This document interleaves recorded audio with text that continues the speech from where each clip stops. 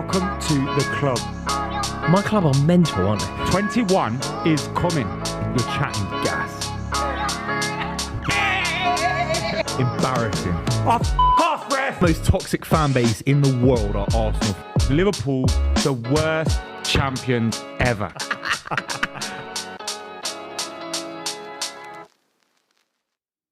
Welcome back to the club, brought to you by Super 6. I'm joined by Rory Jennings. How you doing, mate? I'm very well, Buvey. I'm slightly hungover. I'm slightly tired, but I am looking forward to this because I do think that today could be the day that the title challenge collapses, and I'm all in favour of it. It's a huge day for Super 6 as well. I feel like it's a new thing for us because, obviously, based on fixtures today, there are a potential of 73 players left that could win a huge amount of money.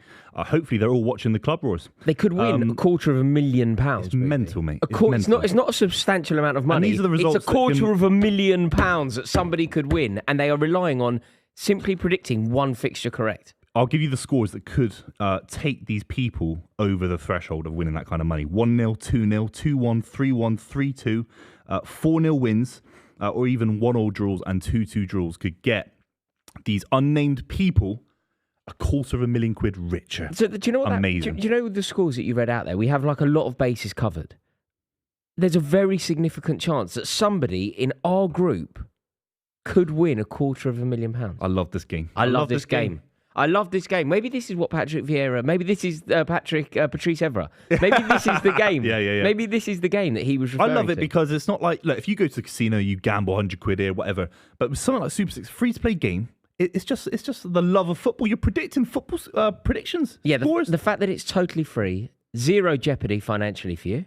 Oh, I love it. And you could win an awful lot. And the best thing as well, even if you don't win the huge amount of money, you don't win £250,000, you still have the opportunity to win £100 classic football shirts simply by finishing top of our league. So make sure, please, that you join our league. The code is Club S6 on the Super 6 app. We are honoured to have partnered with them. It's a fantastic app. Should we talk about very quickly? No, not Man City. Man City grinding out over another 3-0 win. No. Big win. No. You're not gassed to see your mate doing well at the top of the table? It's a very difficult position that I'm in here because I have to effectively make a pact with a devil. I have to either have you happy and gloating and smug, or I have to have Arsenal fans happy and gloating and smug. There is no other option for me. I have to make a pact. And you, my friend, I'm Faust, you're the devil. I'm on board. So yeah, tell me, how good was City? I'm hearing a lot about Gundogan today. Oh, he's world class. He's world class. Give me midfielders that can pop up with the kind of goals that he scored today. The free kick, the little touch, the little flick, the little bicycle kick in the first half. These are world class goals. These are Frank Lampard Chelsea goals to win you the Premier League title, 15, 20 years ago. These are serious goals for us. He's weirdly underrated, isn't he? Is it because of his demeanour? Do we sometimes need a 6'3" powerhouse midfielder like a Gerrard, a Vieira, a Roy Keane? Do we need that? He goes about his business more quietly, doesn't he? He's a little bit smaller, but he's so technically gifted. He can do everything at a very, very high level. Do you know what I think does him a little bit of a mischief as well in terms of his legacy and maybe in terms of his reputation? I don't agree with this theory, but I do think this theory exists. Playing for Manchester City doesn't really help you when it comes to legendary status. Like, if you play... Look at the way that maybe Fernandinho has been overlooked as a Premier League great, one of the best to have ever done it in his position. And look at the way that maybe we already lauding Casemiro's contribution. Yeah. I think that when you play for Manchester United or Liverpool or sometimes Chelsea, maybe Arsenal, I think that because of the platform of the club and the reach of the fans and whatever, it's far easier to secure your legendary status. Like I don't think a lot of Manchester City players are given the credit that they deserve. I agree. I think Aguero is a big one. I mean, I've seen tier lists recently of Aguero being below Harry Kane in terms of Premier League legacy. It's absolutely surreal to me. But I think you're right. I think it's like a little hidden secret. I think City fans know how good the David Silvas of the world, that's the one for me. The Bernardo Silvas. That's the one. But the issue is that I think United fans and Liverpool fans, that they want their club to be known around the world. I don't know if City fans care that much. I certainly don't care. I just want to see amazing football. I want to see these players die for the shirt, and they did today. Absolutely electric today. And don't forget, Everton, they put out a result which is voted this season, or at least sort of earmarked as being the most improbable result in the Premier League this season. 5-1 against Brighton. Are you talking here like that is Statistically officially voted the least likely result to happen this season up to that point. God, so that means it was Everton's more. got That means it was 5 less likely that happened than Manchester United conceding 7 against Liverpool. Yeah, that was just below it. I think the Liverpool 9, Bournemouth was just below that as well. But Everton were right at the top because I think they haven't scored 3 in the first half of a game of football for over 5 years now, something like that. So Everton were rejuvenated. They were powerful today. Dominic Calvert-Lewin is a serious footballer. He's probably the most important player in the Premier League. Yeah, I think he's right up there for being one of the most important players in Everton Football Club, for sure. At the moment. At the moment, up front, out the forwards. The last 6 weeks. But apart from that, look, Decore, I rate these lads. I think they're good footballers. Tarkowski. I go the other way with it. Do you know, not necessarily the players. I think they do have some very good players at the club. I think Sean Dyche is getting away with it. Do you think? I do. Booth, we sat together on this very show when we were discussing Dyche coming in. And I remember sort of saying, and obviously I have a bias because of Frank Lampard, but I remember saying, I think they still go down. I don't think that Dyche is going to be able to do it, not necessarily because of Dyche, but because of the way that the club is run, because of Ken Wright, because of the Moshiri factor, because of the way that Everton go about their business. I think it's the problems at the club are so much bigger than simply changing the manager. And I think, not you specifically, I just think football fans were like, get Dyche in and you survive. They're going to be fine. Yeah. Dyche hasn't done what he was supposed to do. They had that one bounce, didn't they? Which really is a huge 3 points. You know, the Arsenal game, like International Sean Dyche Day, when it was his baptism of fire at Goodison Park and they beat Arsenal when Arsenal were really riding high. Yeah. Apart from that, you know, in terms of like unlikely results, they beat Arsenal, they beat Brighton. Nothing else springs to mind for me. No. Do you think they stay up now? Do you think Everton are likely to stay up? The thing that I would be worried about for Everton is Leeds and how they've kind of been galvanised in the last couple of weeks. I know Big Sam's a bit of a joke for a lot of football fans in modern day, but he's a serious manager. And you are fighting against a guy that's basically never been relegated. I know he was with West Brom, but that was a hard job. Leeds look like they're playing more for the shirt. I think they've got a couple of games that I think they will think that they can win. Even Spurs, look at Spurs. They'll think, I think it's final day of the season, they got Spurs, isn't it? So I think they'll be their thinking... next 2 games. I think Leeds, when he came in, he had 4 games, didn't he? He came in, he had 4 games to like change the entire season. And when you compare that to, say, Sean Dyche, Sam Allardyce has come in 4 games to change everything.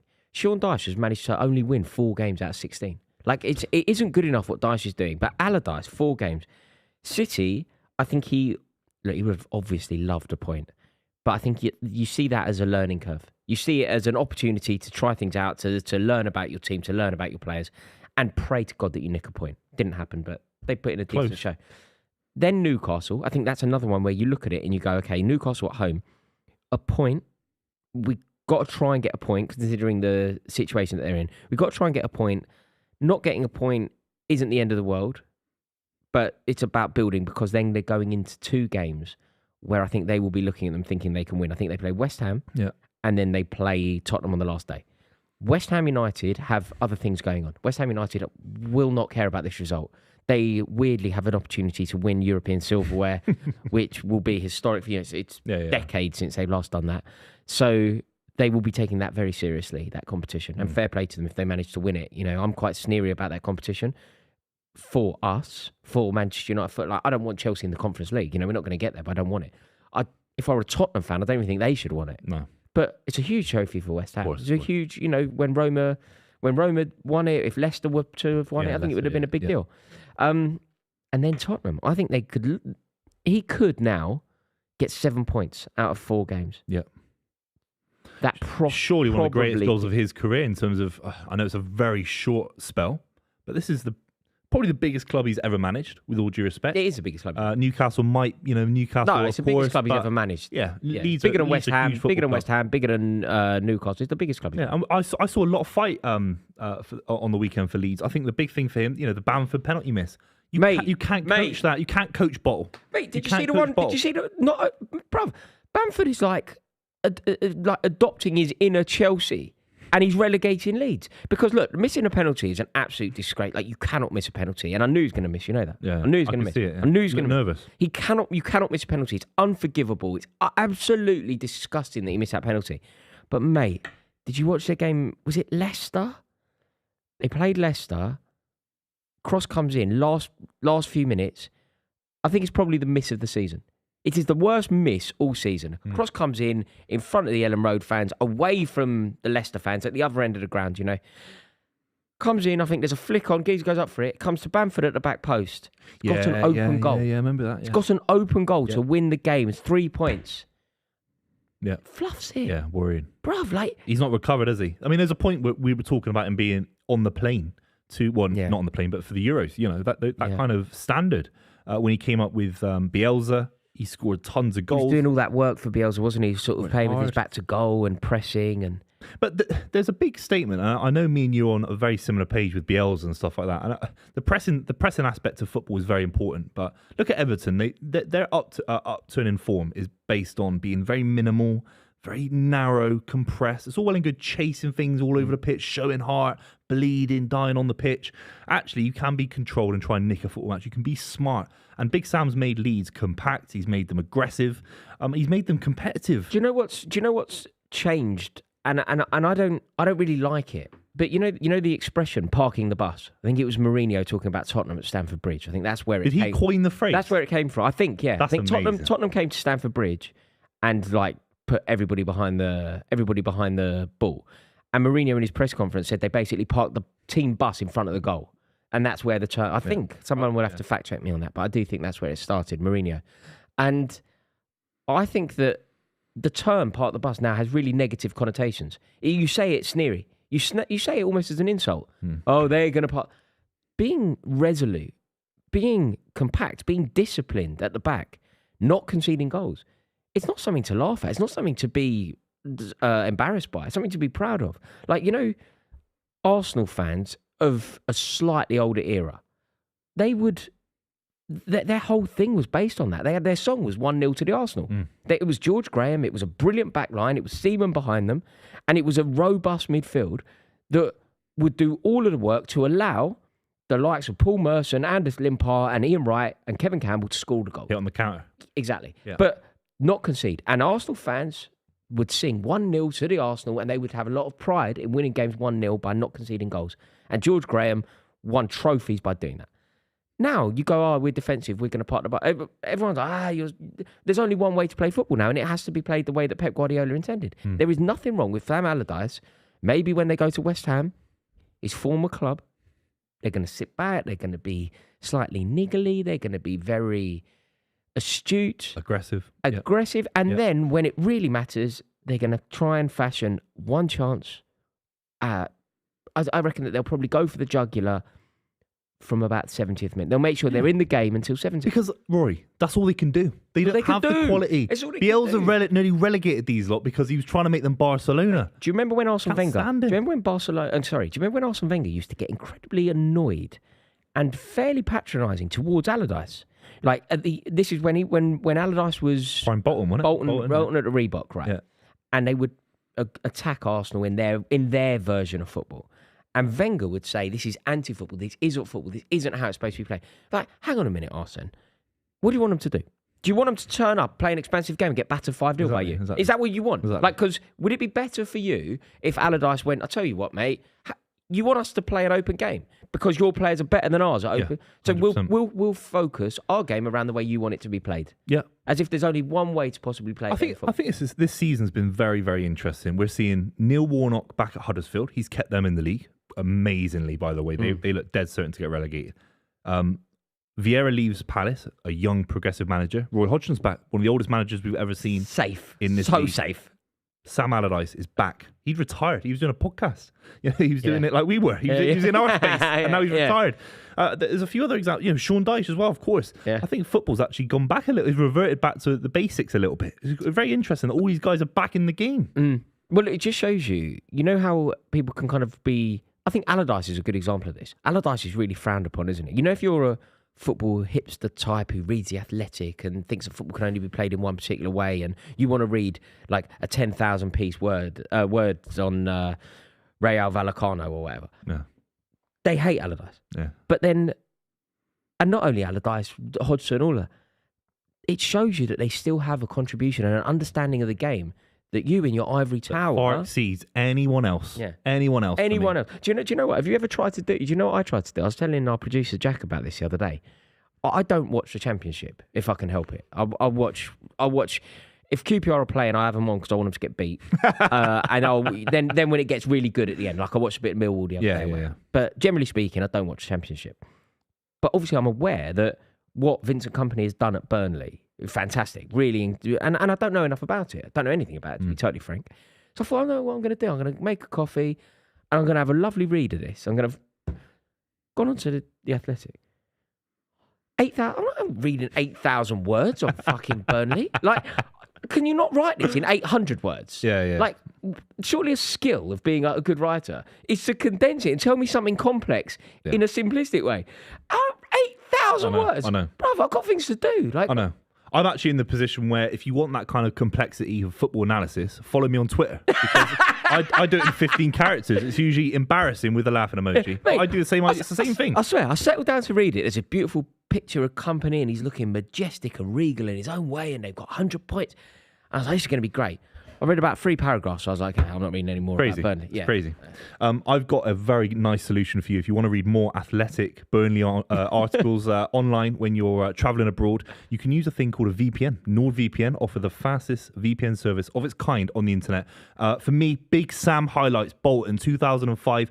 I will be watching these on YouTube/Twitter. You can get, obviously, the big highlights on Twitter when you're traveling abroad. NordVPN allows you to do that, obviously, if you check out the description down below, you get a massive discount. So thanks to NordVPN. They've been back in the club this season. Yeah, I completely agree. I think that we're incredibly lucky to have them. And I'm going to just level with you here. I'm going to tell you 2 things from the heart. Number 1, a few weeks ago, I didn't know what VPN was. Didn't have one. Now I have Nord. I use it daily and it has elevated my life so significantly. It is fantastic. It's so affordable.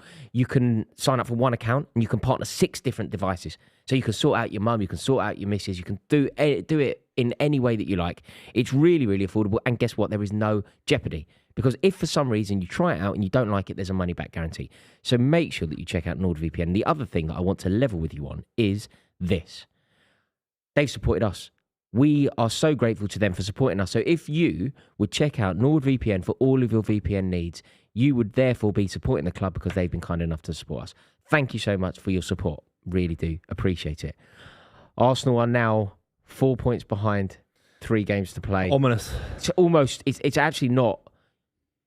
It's actually an extra point, isn't it? Because of the goal difference. Goal difference as well. The goal difference is now very significant. I look at Arsenal's. I'd be so disappointed if I was an Arsenal fan. I would be really disappointed. I think you're right. They showed up. We did it last week. They showed up at Newcastle. They showed up when there was no pressure, Royce. I'm sorry, they showed up at Newcastle. It's all well and good. They wouldn't have got that result in Newcastle last week if they'd beaten West Ham and Southampton. I agree. I can't argue with you. I know that doesn't really make this a compelling viewing, but I think you're completely right. I think Adam McKola sort of brought that question to the table, didn't he? He said, if this game mattered at Newcastle, do they win the game? And I agree with you. I think the answer is no. Do they kick on next season for you? I worry for Arsenal. I know there'll be Arsenal fans saying I'm bitter and all that, but City can bounce back. You've got nothing to be bitter about. You know, Chelsea can bounce back. They've shown that. Maybe the Todd Bowley situation is different, but even Liverpool, they've gone in and out of winning a league, bouncing out, and then being, Champions League finalists, for example. I worry for Arsenal. What do you mean? When you say what, can you define what worry means they in need this context? 4 or 5 borderline world-class players to join the squad. They don't need 4 or 5. They need 4 or 5. Look, Kirill, for example, came in as a young, exciting centre-back. He wasn't deemed ready enough to influence the Premier League title race against West Ham, Southampton, Man City, etc. If they'd signed... give me a 30-year-old centre back with Premier League quality experience. Somebody that can do a job. Ben Mee was given to me in the back room. I'm not sure about Ben Mee, but someone that could do a job right now. Lewis Dunk's a great example, right? And Adam Webster, someone like that. That could have changed Arsenal's season, but they had to gamble with Kirill because of finances or whatever. Arsenal next season need 3 or 4 players that are ready to go into a Champions League campaign. What are you suggesting here? Are you suggesting that they don't launch a bid for the title again? Or are you suggesting bigger than that? Are you suggesting they don't make top 4? Are you suggesting what I don't think they can win the league next season with Jesus up front, so they need a striker, in my opinion. Now, if that's Ivan Toney, there's a big debate about that. It seems unlikely in terms of Arsenal specifically to Ivan Toney. Is it Osimhen from Napoli? They can't afford that kind of money. They're not. That's a Man United signing or Real Madrid signing in terms of the stature of it. They need someone like that. They're competing with Haaland. I agree with you, but not to the extreme that you're going. Like I don't think they'll win the league next year. I don't think they can win the league. I think you have the league locked up. But I certainly don't see any jeopardy around them not finishing in the top 4 next year. Yeah, but that's the thing. This is Arsenal Football Club. You know, we've gone from them finishing in the top 4 every season, and there were banners in the stadium saying Wenger out, we get it. And now they've dropped below that, and now they're going back up to being a top 4 club. Arsenal should, when I was a kid, Arsenal should be competing for honours every single season, major honours. To do that consistently, they need 3 or 4 world-class players. By world-class, what I mean by that, Ilkay Gundogan comes from Dortmund. We signed for 20 million quid. Is that all you paid for him? Yeah, it's a good deal. Those kind of players, that not 20-year-old kids, 27, 28. I think Arsenal, let's assume that they signed Declan Rice, because I feel like that is looking like it's going to happen, looking very likely. So Declan Rice goes there. I don't think they'll win the league. I don't think there's really a conversation around the league, because I just think Manchester City are so clear. And if they do surprise us, it's going to be a surprise. Like this time last year, if you asked me who's going to win the league next year, I'd have said City. And Arsenal surprised us. Arsenal made it a title race. Somebody could do that, but I'm saying City. But I certainly think Arsenal will finish between 2nd and 4th. Can you see them finishing maybe 5th. Between 2nd and... What are you saying? Between 2nd and 6th? I think if they don't get it right next season, they could fall out of the top 4. Next season, in terms of the transfers that go into that squad. Because you think Saliba's got a long-term injury. bumped them out, and Liverpool come back. Manchester United will be stronger again. I think Newcastle, this might sound ridiculous, I think Newcastle got a better chance being in the top 4 next season than Arsenal. I just the way they're structured, I think they can go out and spend 150 million next summer.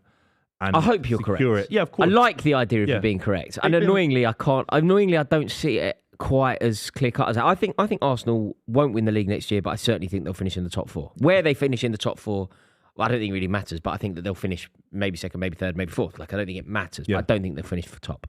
And do you think Newcastle will? Yes, I do. And then Man City. Yeah, okay. So who's the 4th team? Yeah, okay. Now it gets tricky. Spurs, Liverpool, Man United. Not Tottenham. Chelsea. Chelsea are so unpredictable. Chelsea's so unpredictable. Chelsea could win the league or finish 10th. Yeah, I don't exactly. know.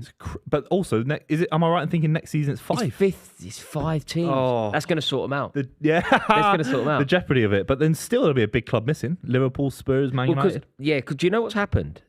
I remember, like, back in the day, when it was a top 4, it was quite fine because there was a top 4... There were top 4 spaces available, and there were 4 big clubs. 4 clubs that could make it. So Chelsea, Arsenal, Liverpool, Manchester United, in whatever order, would all finish in the top 4. Then Man City came along and it sort of changed it a bit. Now we've got 5, but Newcastle have come along. Even Spurs a little bit with Pochettino. Tottenham getting in. Tottenham got in quite regularly, didn't they? Tottenham got in quite regularly. Crazy. Every season they were in. So it's kicked off. We were talking about top 4 sides. Arsenal are one of those, of course. Congratulations to them. There's a man down already. They're guaranteed top 4 roles. It's 1 minute in, and it's 0-0 Arsenal versus Brighton. Caicedo, has he been booked already? No, it's just not been booked. Little stat there. Second most tackles in the Premier League this season. He's been an unbelievable signing. I think if we're talking end of season sort of, signings. They're going to lose so many players, aren't they? They're going to be fine because they're Brighton and they're amazing at recruitment, but they're going to lose so many players. He's a player that, I know they couldn't afford 90 mil. It's a lot of money that Brighton wanted for him in January, but McAllister to Liverpool. That could have worked mid-season. Caicedo would have given them so much steel. I think they should have got him. Boys, we've had a super chat from Nicholas Walker. He says, lads, are we due to see a reboot of the Super League anytime soon? He says he feels like it's a matter of time till it rears its head again. Yeah, I don't think that's particularly surprising. I think it's an interesting topic that he's brought up there. But yeah, I think even the reason why it may not be necessary is because I think the Premier League by stealth has become the Super League, and the way that the Premier League operates now, and the way that European competition operates and the way that World Cups operate allow us to have a Super League sort of system and businessmen to further their business interests in football. So maybe the creation of a particular league can be diluted for now. But yeah, I think that the powers that be will be keen. I think if you look at who owns a lot of these clubs, generally speaking, so Chelsea obviously were in it anyway, but Chelsea now have venture capitalist American owners. So Chelsea's sympathy towards the idea of a Super League will now be even more open. So yeah, I think football's going that way. I think it's a terrible state of affairs. I think football is being stolen. And yes, I think that we will see a creation of a Super League at some point. I just think that there is so much money currently sloshing around our league and international competition that maybe it's not necessary just yet. What do you think? I agree. I hope so.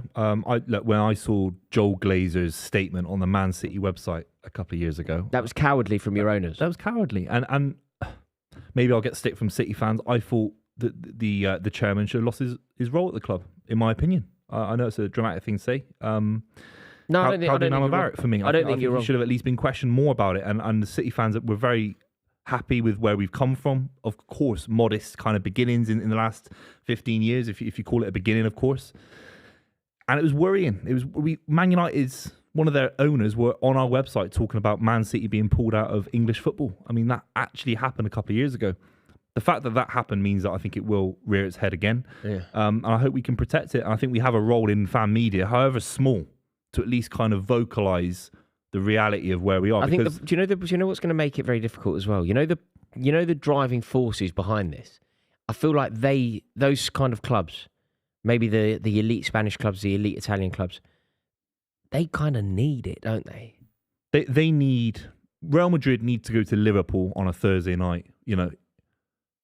More than Liverpool need Real Madrid. That was filth, by the way. Filthy, Buvey, did you see that? Challenge. That's filth. Horrible from who is that? Martinelli. Jack. VAR. This could be an early one. Ooh la la, mate! This would be so Arsenal. I'd love a little. Didn't this happen? Hang on, didn't this happen before? Didn't Arsenal lose a massive game to Brighton at the end of the season in a context similar to this, not winning the league? Do you remember last year? Wasn't it? Because no. Last year was Newcastle. I remember the Brighton players walking off the pitch laughing their heads off. That's a terrible tackle from Martinelli. It's a yellow card. Give someone concussion, man. Give someone concussion, mate. That's a little bit naughty for Martinelli. No, but not even a yellow. What? Why are you checking it if it's not even a yellow? Why check it then? Well, I suppose how can you not gauge it? Yeah. What, he's checked it to gauge it's not. That's not a yellow. Yeah, I mean, it looked like a terrible decision to me, but not a nice tackle. It's bemusing how bad the referees are this season. He's just gone nowhere near the ball either. Like you've just charged. You've just at him, charged. And the reason that he hasn't been able to preempt your filthy challenge is because he has eyes on the ball. He's doing what he should be doing. It's ridiculous. It's pathetic. Brighton are the best run club in the world. They're up there. I think they're the best run club in the world, but only because they don't do it through only money. You need 10 years you're in the league querying me because of Man City. You think Man City, right? No, I'm not even saying Man City. Man City are brilliantly run, but they do it through money, whereas Bloom does it through intelligence. I could give you a few clubs now that were in the league for a bit longer than Brighton currently have been, that get relegated and we never hear about them again. But they don't do what they do. They don't produce the players that they produce. They don't get to cup finals like they have, or semi-finals. They don't potentially get into Europe. They don't. The clubs that you're talking about who fade into obscurity, they haven't had the level of success and produced. Bruv, how many players have they produced? Like just recently, just recently. I'm just being Cucurella, 60 million quid. Bissouma's gone. McAllister's just won the World Cup and going to go. Caicedo. I'd say that Estepinion's a class act. He's going. He'll go. Adam Webster came from the Championship. Lewis Dunk's been there a long time. He's been there ages, hasn't he? Yeah, he's been there a long time. The only thing for me, Mitoma's coming for nothing. What was it, 500 grand? The thing for Brighton is, can they do it for 10 years? I mean, maybe. How long was Stoke in the league? Stoke were there for 10 years. Yeah, Wigan were 8 years. But Stoke weren't doing this. I know, but I think there's a fine margin between what Brighton are doing and they just get relegated Sorry, into boys, obscurity. I have some breaking news. Hit us. Look how happy he is with himself. Look. Bournemouth, the club, have just put a tweet out clipping up every football YouTuber that said they were going down at the start of the season, and you're in there, Rory. That's a liberty. No way. That's a liberty. They can't do that. They See, can't. I'm not in there because I didn't say it. Cheers, Bournemouth. Maybe I you're not think in we'll there because stay they don't know who you are. I'm finding this. I'm finding it as well. We're What? both finding it. Who We're do they both, think- who do they think we got they an are? audience to entertain, Royce. We both can't do it, but I'm desperate Okay, to you do do it. No, I'm desperate to find Are it. they? Oh, hang on. I've been tagged in it. I've got it. Oh, wait. It starts with Tom Garrett. Garrett's in there. It starts with Garrett. Thogdad. Thogden's dad in there. Thogden. Spencer. Don't know who that is. Barnsley kid. Barnsley kid. Don't know who that is. Vizza. Oh, Gary Neville. Roy. Jamie. Wow. This is great. I knew they'd stay up. You didn't know I they'd did. stay I up. did. Joe Tomlinson. Oh God. Oh, can we play it? All right, I'm playing it. Hang on. Do you know the show that they've taken that from? Yeah. I'm very. I think we just play it Wait, for 2 secs. 2 secs. Okay. No commentary. Turn it No off. commentary. No commentary. What did you say? What though? do I say? Though? I want to hear it. Hang on. I can find that big. No, there's no goals in it. It's just Rory.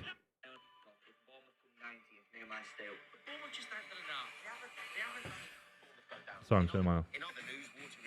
Oh no! Oh no! In other Do you hear news, that? water is wet, according to Rory Bournemouth go Jennings. down. Bournemouth go down. In other news, water is wet.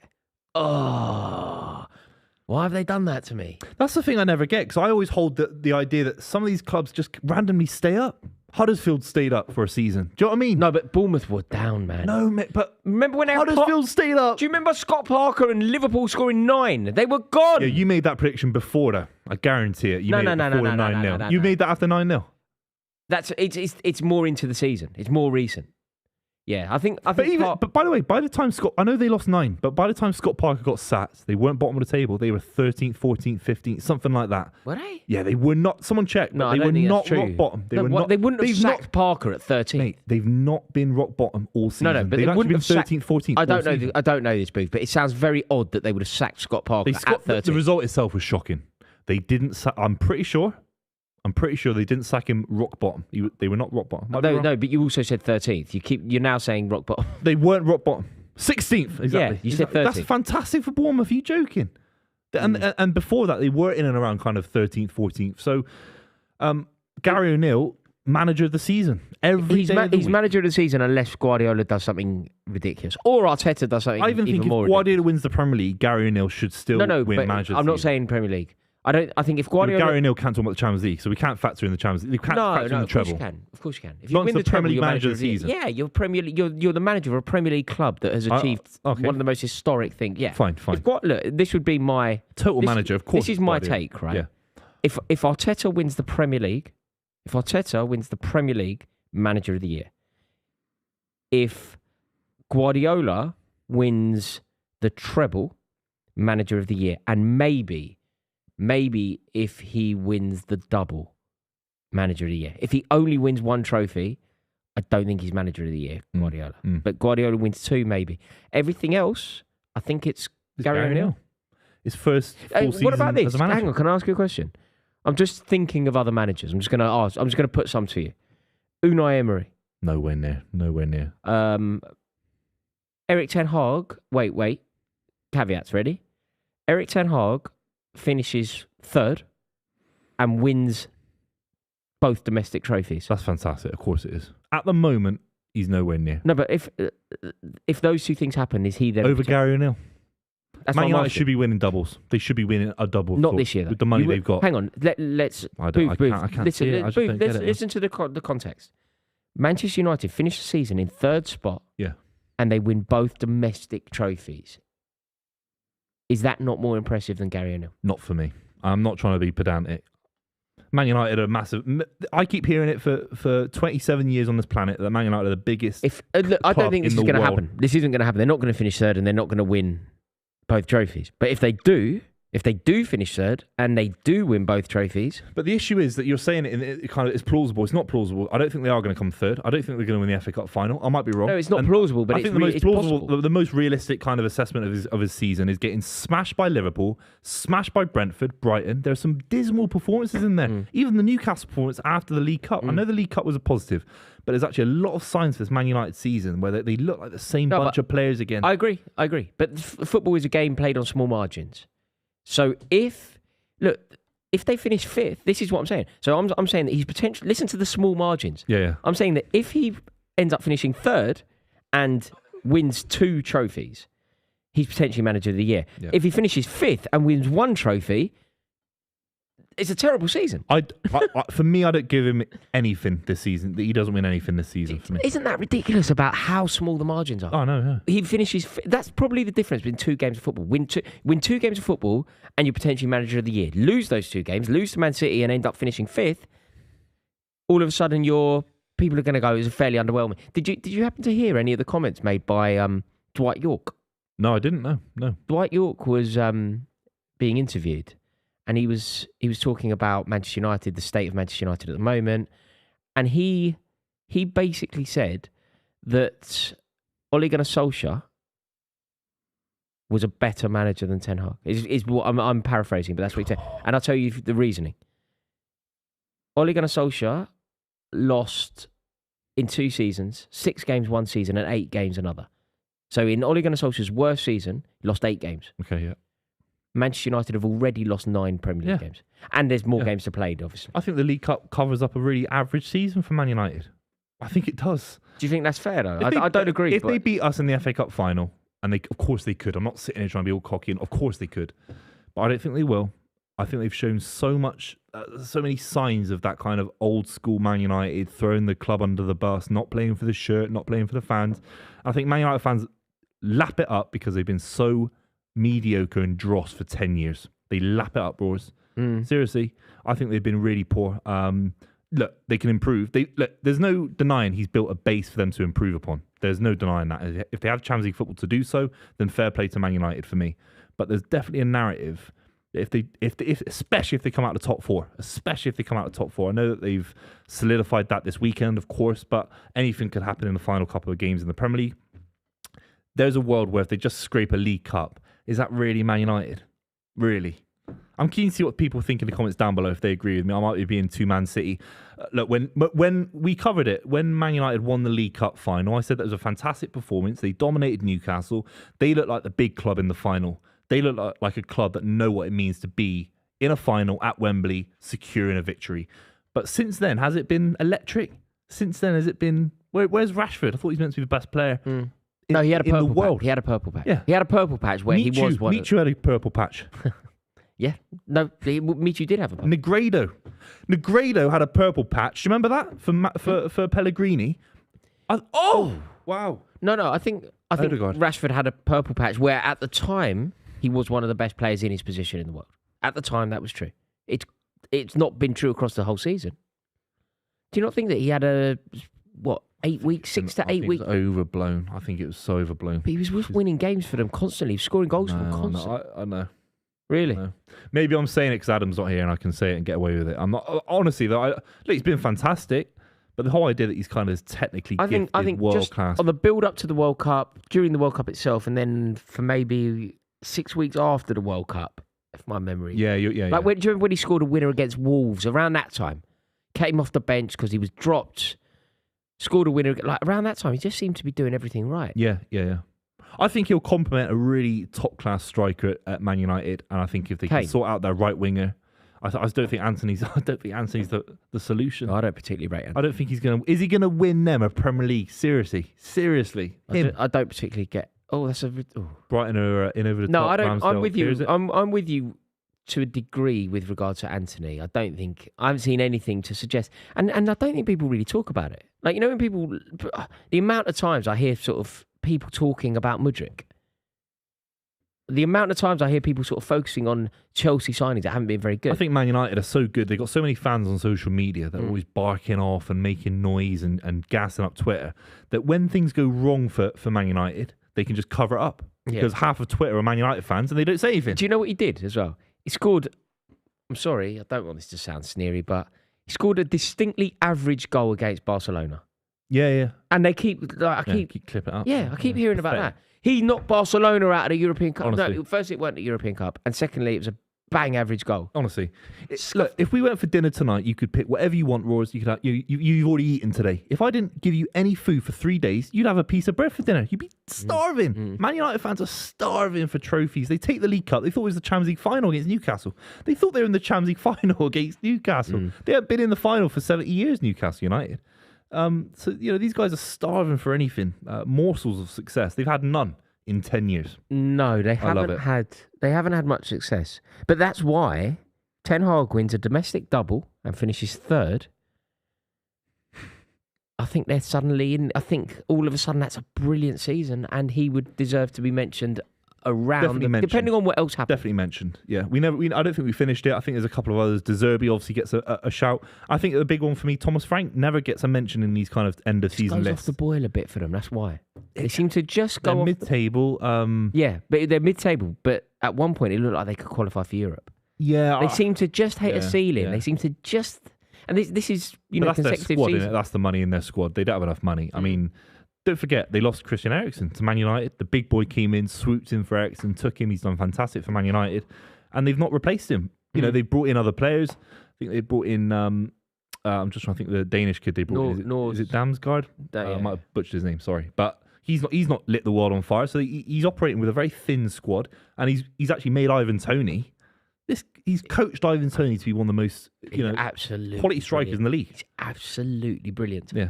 He's everything I want from a forward. Yeah. He's everything I want. It's fun to watch as well. I think we're missing that sometimes. Really arrogant. Yeah. Like, that arrogance that you need as a centre.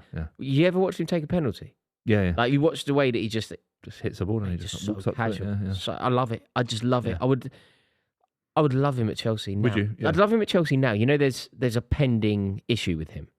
I don't care. Yeah. Buy him. See what happens. Whatever happens. Gamble. Yeah. Yeah. 100% gamble on it, lads. Come on. Let's gamble on Tony. I want to gamble on Tony. Guardiola. Let's do it. Come on. Yeah. He's worth it. I agree. I think just sign Tony now. Maybe you get a bit of a discount because of the unknown. Yeah, just get him. It's like getting broken eggs at Tesco, innit? You go to Tesco, if you get a couple of dodgy eggs, but you get 50% off. Yeah. It's beautiful. It's worth it. It's worth it. It's money well spent. You get scrambled eggs at the end of it. Yeah, and also, if the ball ends up in the back of the net, if the egg ends up in an omelette, what difference does it make? It's all the same, innit? You gotta crack some eggs to make an omelette, as they say. You can't make an omelette without cracking eggs. You gotta crack some eggs. That's what I've always been told. I was raised with that philosophy in mind. You gotta crack some eggs. Yeah, and to make an omelette. Yeah, and also when there's a mess made, you can't ever unscramble an egg. You can't unscramble an egg or an omelette or even a fried egg. For me, no, you can't put an egg back in its shell. Not unless you delicately open it and then maybe drip the stuff back in. It's impossible. And super glue it back together. It's impossible. That might be a bit weird if you're doing that at home. Don't do that. It's very strange. Do you cook? Yeah, I like a little. I've got one recipe that I could give you. What's the signature dish? It's just like a really nice pasta dish, right? Go on, some lovely fried vegetables. What pasta? Fried eggplant, fried courgette. Eggplant? Do you mean aubergine? Yeah, eggplant. What, have you moved to America since we last spoke? Yeah. Either one. I'm Americanized now. Social media. Tell me. What pasta are we doing? Are we fusilli? What are we? Tagliatelle. Tagliatelle. I like it. And obviously, basic seasoning. You mix it all together. It's very basic. And are you making fresh pasta or are you buying it? No, I'm not making. No. But maybe one day in the future, if the club does well, I'm making my own pasta, right? This club or Man City? This club, in terms of potentially doing well financially, let's just say. I'm moving to Italy, retiring to Italy in a couple of years. Do you know who I was very... Do you know... not for me, I would never want to do this, but I was envious of these two fellas who did something that I wish I could want to do. Do you know who the Pizza Pilgrims are? Big restaurant. Like there's a restaurant. Yeah. Do you know who they originally were? No, I don't know. So when I used to work in a West End, right, we used to work on... Wardle Street. On Berwick Street is a market. Do you know the cover of Oasis, Don't Look Back in Anger? Yeah. Market for all like food, little stalls. So I go around there every day for something to eat. There were these two fellas, about my age, pizza. Just making, like, they would just love pizza. And it was a little shack called the Pizza Pilgrims. And I was chatting to them and obviously got to know them quite well. And they were two blokes who like grew up in West London, who just loved pizza so much that they went to Italy and toured the entire country, learning and tasting. They were the pilgrims of pizza. That's amazing. And they had this little stall. Then the stall got a bit bigger. Then the stall got a bit bigger. Then they had a shop on the same market. They had a shop. Now they're everywhere. Yeah. It's amazing. That's amazing. Yeah, they just two geezers who just love pizza, and they went, right, let's go to Italy and learn. I think I've been to the original. It's still there, isn't it? Yeah, it's on. Yeah, I think I've been I think the original is on one of those Frith Street, maybe. Yeah. Yeah, That's amazing. yeah. On the I'll tell you what it's opposite. It's opposite the Toucan. You know the Guinness pub, the Guinness pub on Soho Square. so. That's where the restaurant is. But yeah, I wish I could.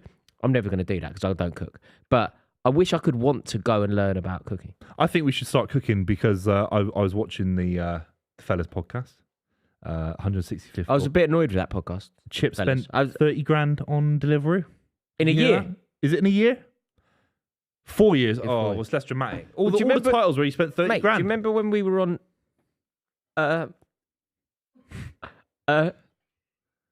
Wow. Brighton have let Saka in it. Oh, he's been pulled back. Saka. Oh, Oh, mate! it was offside. I had Wow. an anecdote to tell you. But Yeah, I what was forgot your it. anecdote? I forgot it now. You forgot it. But no, I don't really cook anyway. I don't really do it. But no, they love cooking, don't they? The boys. Oh, this is what I was saying. I was angry about. You know the Fellas. Yeah. They've got a massive podcast now. Yeah. Do you know who I saw was on it the other day? Who's that? You know we're all part of the family. Yeah. They had Yeah. pitch side Yeah. on their. Why podcast. are we not getting invited? When are the club going on? What, we the ugly sister never gets invited? We're the ugly ducklings, man. Yeah, Stick them in the basement. Nobody cares about us. These guys are wet wipes, man. Chip and Carl Freezy, you big wet wipes. No offense. No offense. No offense. In a loving way. No, but in a loving way. In a loving Why are way. you not getting invited? Why were we not invited? That's weird, that. I know, and it must be amazing to have the whole thingy on. But here's the thing as well, Roy, is, you know, I've always said to you how much I love boxing. I love KSI as well. I'm a massive KSI. I'm actually the biggest KSI fan going. And obviously my mate that I'm doing the stream with currently had a lovely night last night watching KSI elbow someone in the face. But thanks for the invite, mate. No, I appreciate that. I really enjoyed it. It was my first. Looked amazing. It was my first ever adventure into Misfits boxing, and it most certainly won't be my last. It was so fun. I had a really. Would good time. you do it then? Would you do it? We talked about me doing it. I would do it. Yeah. I'd do it, but I'm going to be totally transparent with you. I'd do it for the money. Yeah, of course, yeah. I'm not doing it. I've got no desire to. I don't want to do it. Yeah. But I would. Yeah, of course I'd. Yeah, Of course I'd do I'd it have for a the go. money. I'd There's a have a lot go. of money at stake. Yeah, I'd have a go. Yeah, and I've already asked you what your ring walk would be. music. Yeah. What One song, bang. Prince When Doves Cry. Oh, classy. That's classy. I know what yours is. Yeah. Massive Attack. Massive Attack. Unfinished Symphony. Yep. Every day of the Huge week. tune. Every day of the week. Huge. Vincent Kompany in the stands watching Arsenal versus Brighton. Looked weird in a suit. Looks good. Sat next to Ronan Kemp. What, from Capital? No, the guy from Boyzone. Yeah, Martin Kemp's son. Isn't He he the was guy like that Ronan says, Keating. "It's only That's Ronan Keating. words"? I used to work with him. Did you? He's Ow. in radio. I used to work with him. And What, at Magic? Yeah, he works in Magic. Well, do you work at Magic? No, I used to work. Oh, is it part of the- Yeah, right. same family. And my friend who's Irish. Yeah, they did. Charlotte and Ronan. I got them on in the car, mate. Ronan Keating did a tour of Ireland, a walking tour of Ireland for charity once. And my friend's such a massive fan, she couldn't believe that I worked with him because she followed him on this tour. That's how much he's loved in Ireland. And she said, "Oh, mate, could you get a little video of him?" I'm never going to ask him for a selfie because we work at different areas. So I'm stood there just filming outside the studio. What? He's live on radio and he caught me doing it. I was behind the pillar, I was just trying to send it to my mate on WhatsApp. He's there like a live radio. She's this massive geezer fucking filming. No, like. mate, I like that show. I have Yeah, that on. it's chill, isn't it? Yeah, I quite like. nice, I nice like a bit guys. of magic. In my car, I got Magic on. Yeah, I like mellow Magic. Yeah, it's good, relaxing Yeah. stuff. Get a bit of Chris de Berg on. Not to promote radio because we are in a YouTube world. So make sure you subscribe to the channel if you're new here. Don't listen to radio. Watch the club. Yes, download podcasts when you're driving. Do not listen to the radio. Put the club podcast on. Thank you very much. Radio is a dying medium for a lot of people. But it seems to survive. Somehow. It seems Yeah. to survive. Keeps kicking about. Like whatever gets thrown at you know, like a cockroach. Yeah.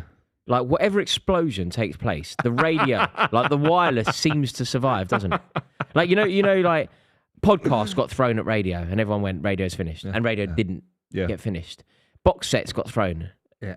Didn't finish. Although maybe it's Queen made a song about radio, didn't they? Radio Killed the Gaga. radio star. Yeah, Radio Star and all that. Yeah, great song that. No, you're talking about Oh We're Here. No, I'm talking about is Radio Gaga. Radio Gaga. Yeah, that's a song about the Radio decline of radio.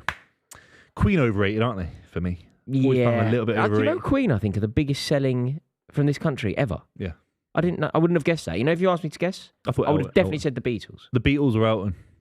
Yeah, Elton John. Yeah. Unbelievable. Or Elvis. Would you have put Elvis that high? In terms of like all selling records in England? No, because he had short shelf life as well, unfortunately, didn't he? Some bangers though. Because your kisses lift me higher than the sweet song of the choir. I thought you could go with Unchained Melody. Do you know what I asked my wife to do with me? She said no. Not that. The lads in the channel were in the back. They were desperate to cut to me. Then I think they were desperate. They didn't cut in time. No, do you know? I was worried then. I thought, yeah. Do you know what I've been to? Yeah. Like a friend of my family. They had a blessing of the wedding in a chapel in Vegas by Elvis. It was fantastic. That's amazing. And I said to my missus, I was like, look, when we've been married for 10 years, let's get everyone over to Vegas and we'll have a blessing. She went, absolutely not. Really? A blessing from Elvis. But it's very funny. Like, it's very quick, like just on one of those chapels on the strip. And the guy that was doing it, he's like, oh, you know, doing all the Elvis stuff. And basically he just says loads of puns around Elvis. So he's like, so we're here today to celebrate your burning love. It's yeah, it's good. But sadly, it won't be happening for me. That's a shame. Yeah, although I could You might change your mind in 10 years' I time could or, just you know, like 5 years' I time. could like keep the issue going. Yeah. I could say we either do this or we divorce. Yeah. That's an ultimatum. That, Although I'm slightly scared as to what that usually never she'll works say. with women. Yeah, I've noticed those kind of ultimatums never work. Yeah, that you never usually could end out on really top. badly. Yeah, Uh, yeah. Hang on. Just stay as we are. Then don't do that. yeah, let's just, yeah. I'm happy to stay in this country. Arsenal versus Brighton has been relatively uneventful. Boring. A few big challenges. Boring. So we've been talking about Elvis for the last 15 minutes and the decline of radio. But De Zerbi's another manager we didn't quite talk about in terms of one of the better managers this season. He's love been him. incredible, hasn't he? I love his attitude as well. I see him managing a Spurs, a Chelsea, an Arsenal. Not now, of course, but in 5, 6, 7 years. I wanted him.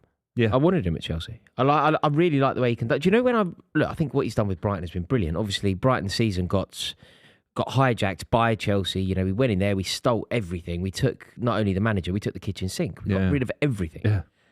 And they've bounced back even stronger. But do you know where I was just like, not only is this bloke conducting himself really well, not only is he elevating the performances of the players, not only is he taking Brighton into unknown pleasures. You know when he had that argument with Stellini?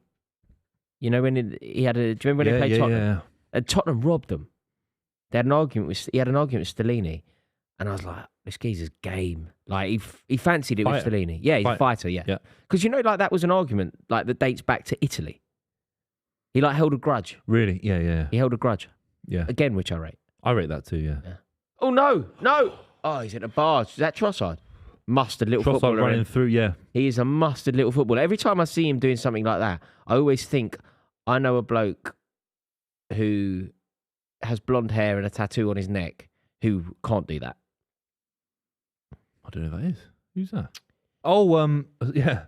Basically, Your every boy, time I see Leandro Trossard do something good, Yeah, you think it could always have been makes you. me think about Mudryk. And equally, when I see Mudryk doing something, Mudryk like passing it back to the goalie, I think, I know a little Belgian geezer in North London that scores that. Yeah, Trossard was running through on goal from the right hand side, and he hits the crossbar. Could have been 1-0 Arsenal. Are you in here? Yeah, I'm going to bring up my Super 6. Don't forget, join Club S6 on the Super 6 app. Where are we at now in terms of numbers, please, lads? I'm trying to get to 6,000 here. 6,000? Yeah. We're close. Sounds optimistic, 6,000. We're close. Can someone give me a number? 6,000 sounds huge. See? 5886. Now, lads and ladies, if you like summer, join the Club S6 on the app, okay? If you like summer, if you don't like summer, don't join the app. That's how I see it, Royce. For me, it's as arbitrary as that. If you love the summertime, if you join basically, Super if 6 you with us. don't join our Super 6, it means you hate summer. Yeah, that's what I think. I think this is basic.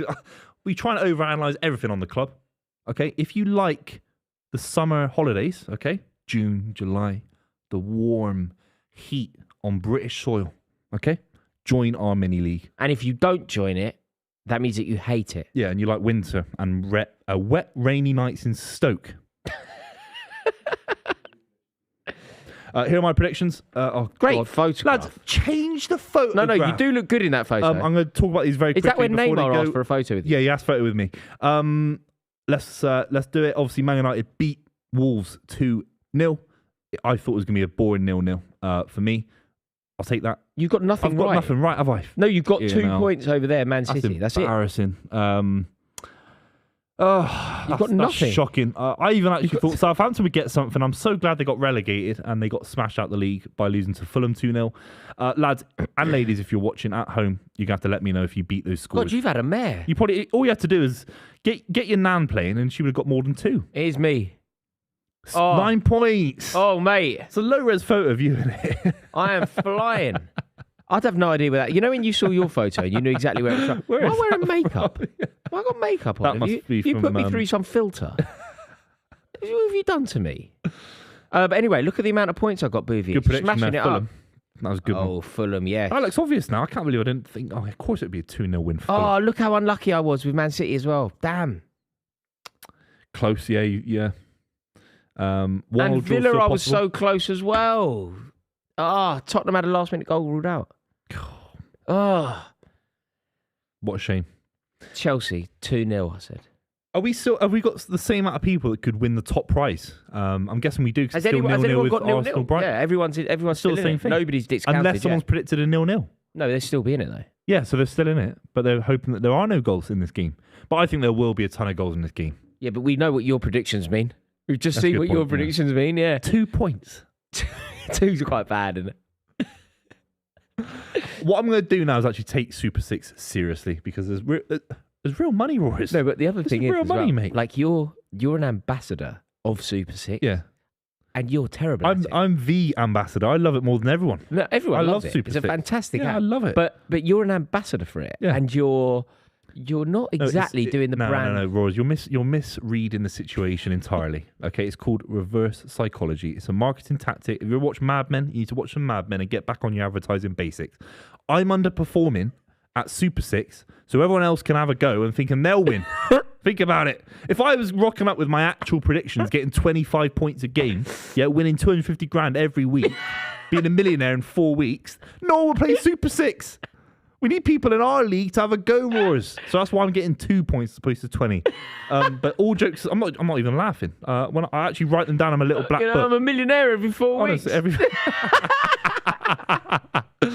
but all gas aside, if you're new to the club or you haven't already joined Super 6, make sure you do Club S6 in our mini league. We're trying to beat Pitchside, please. I'm trying to beat these lads. I'm desperate, please.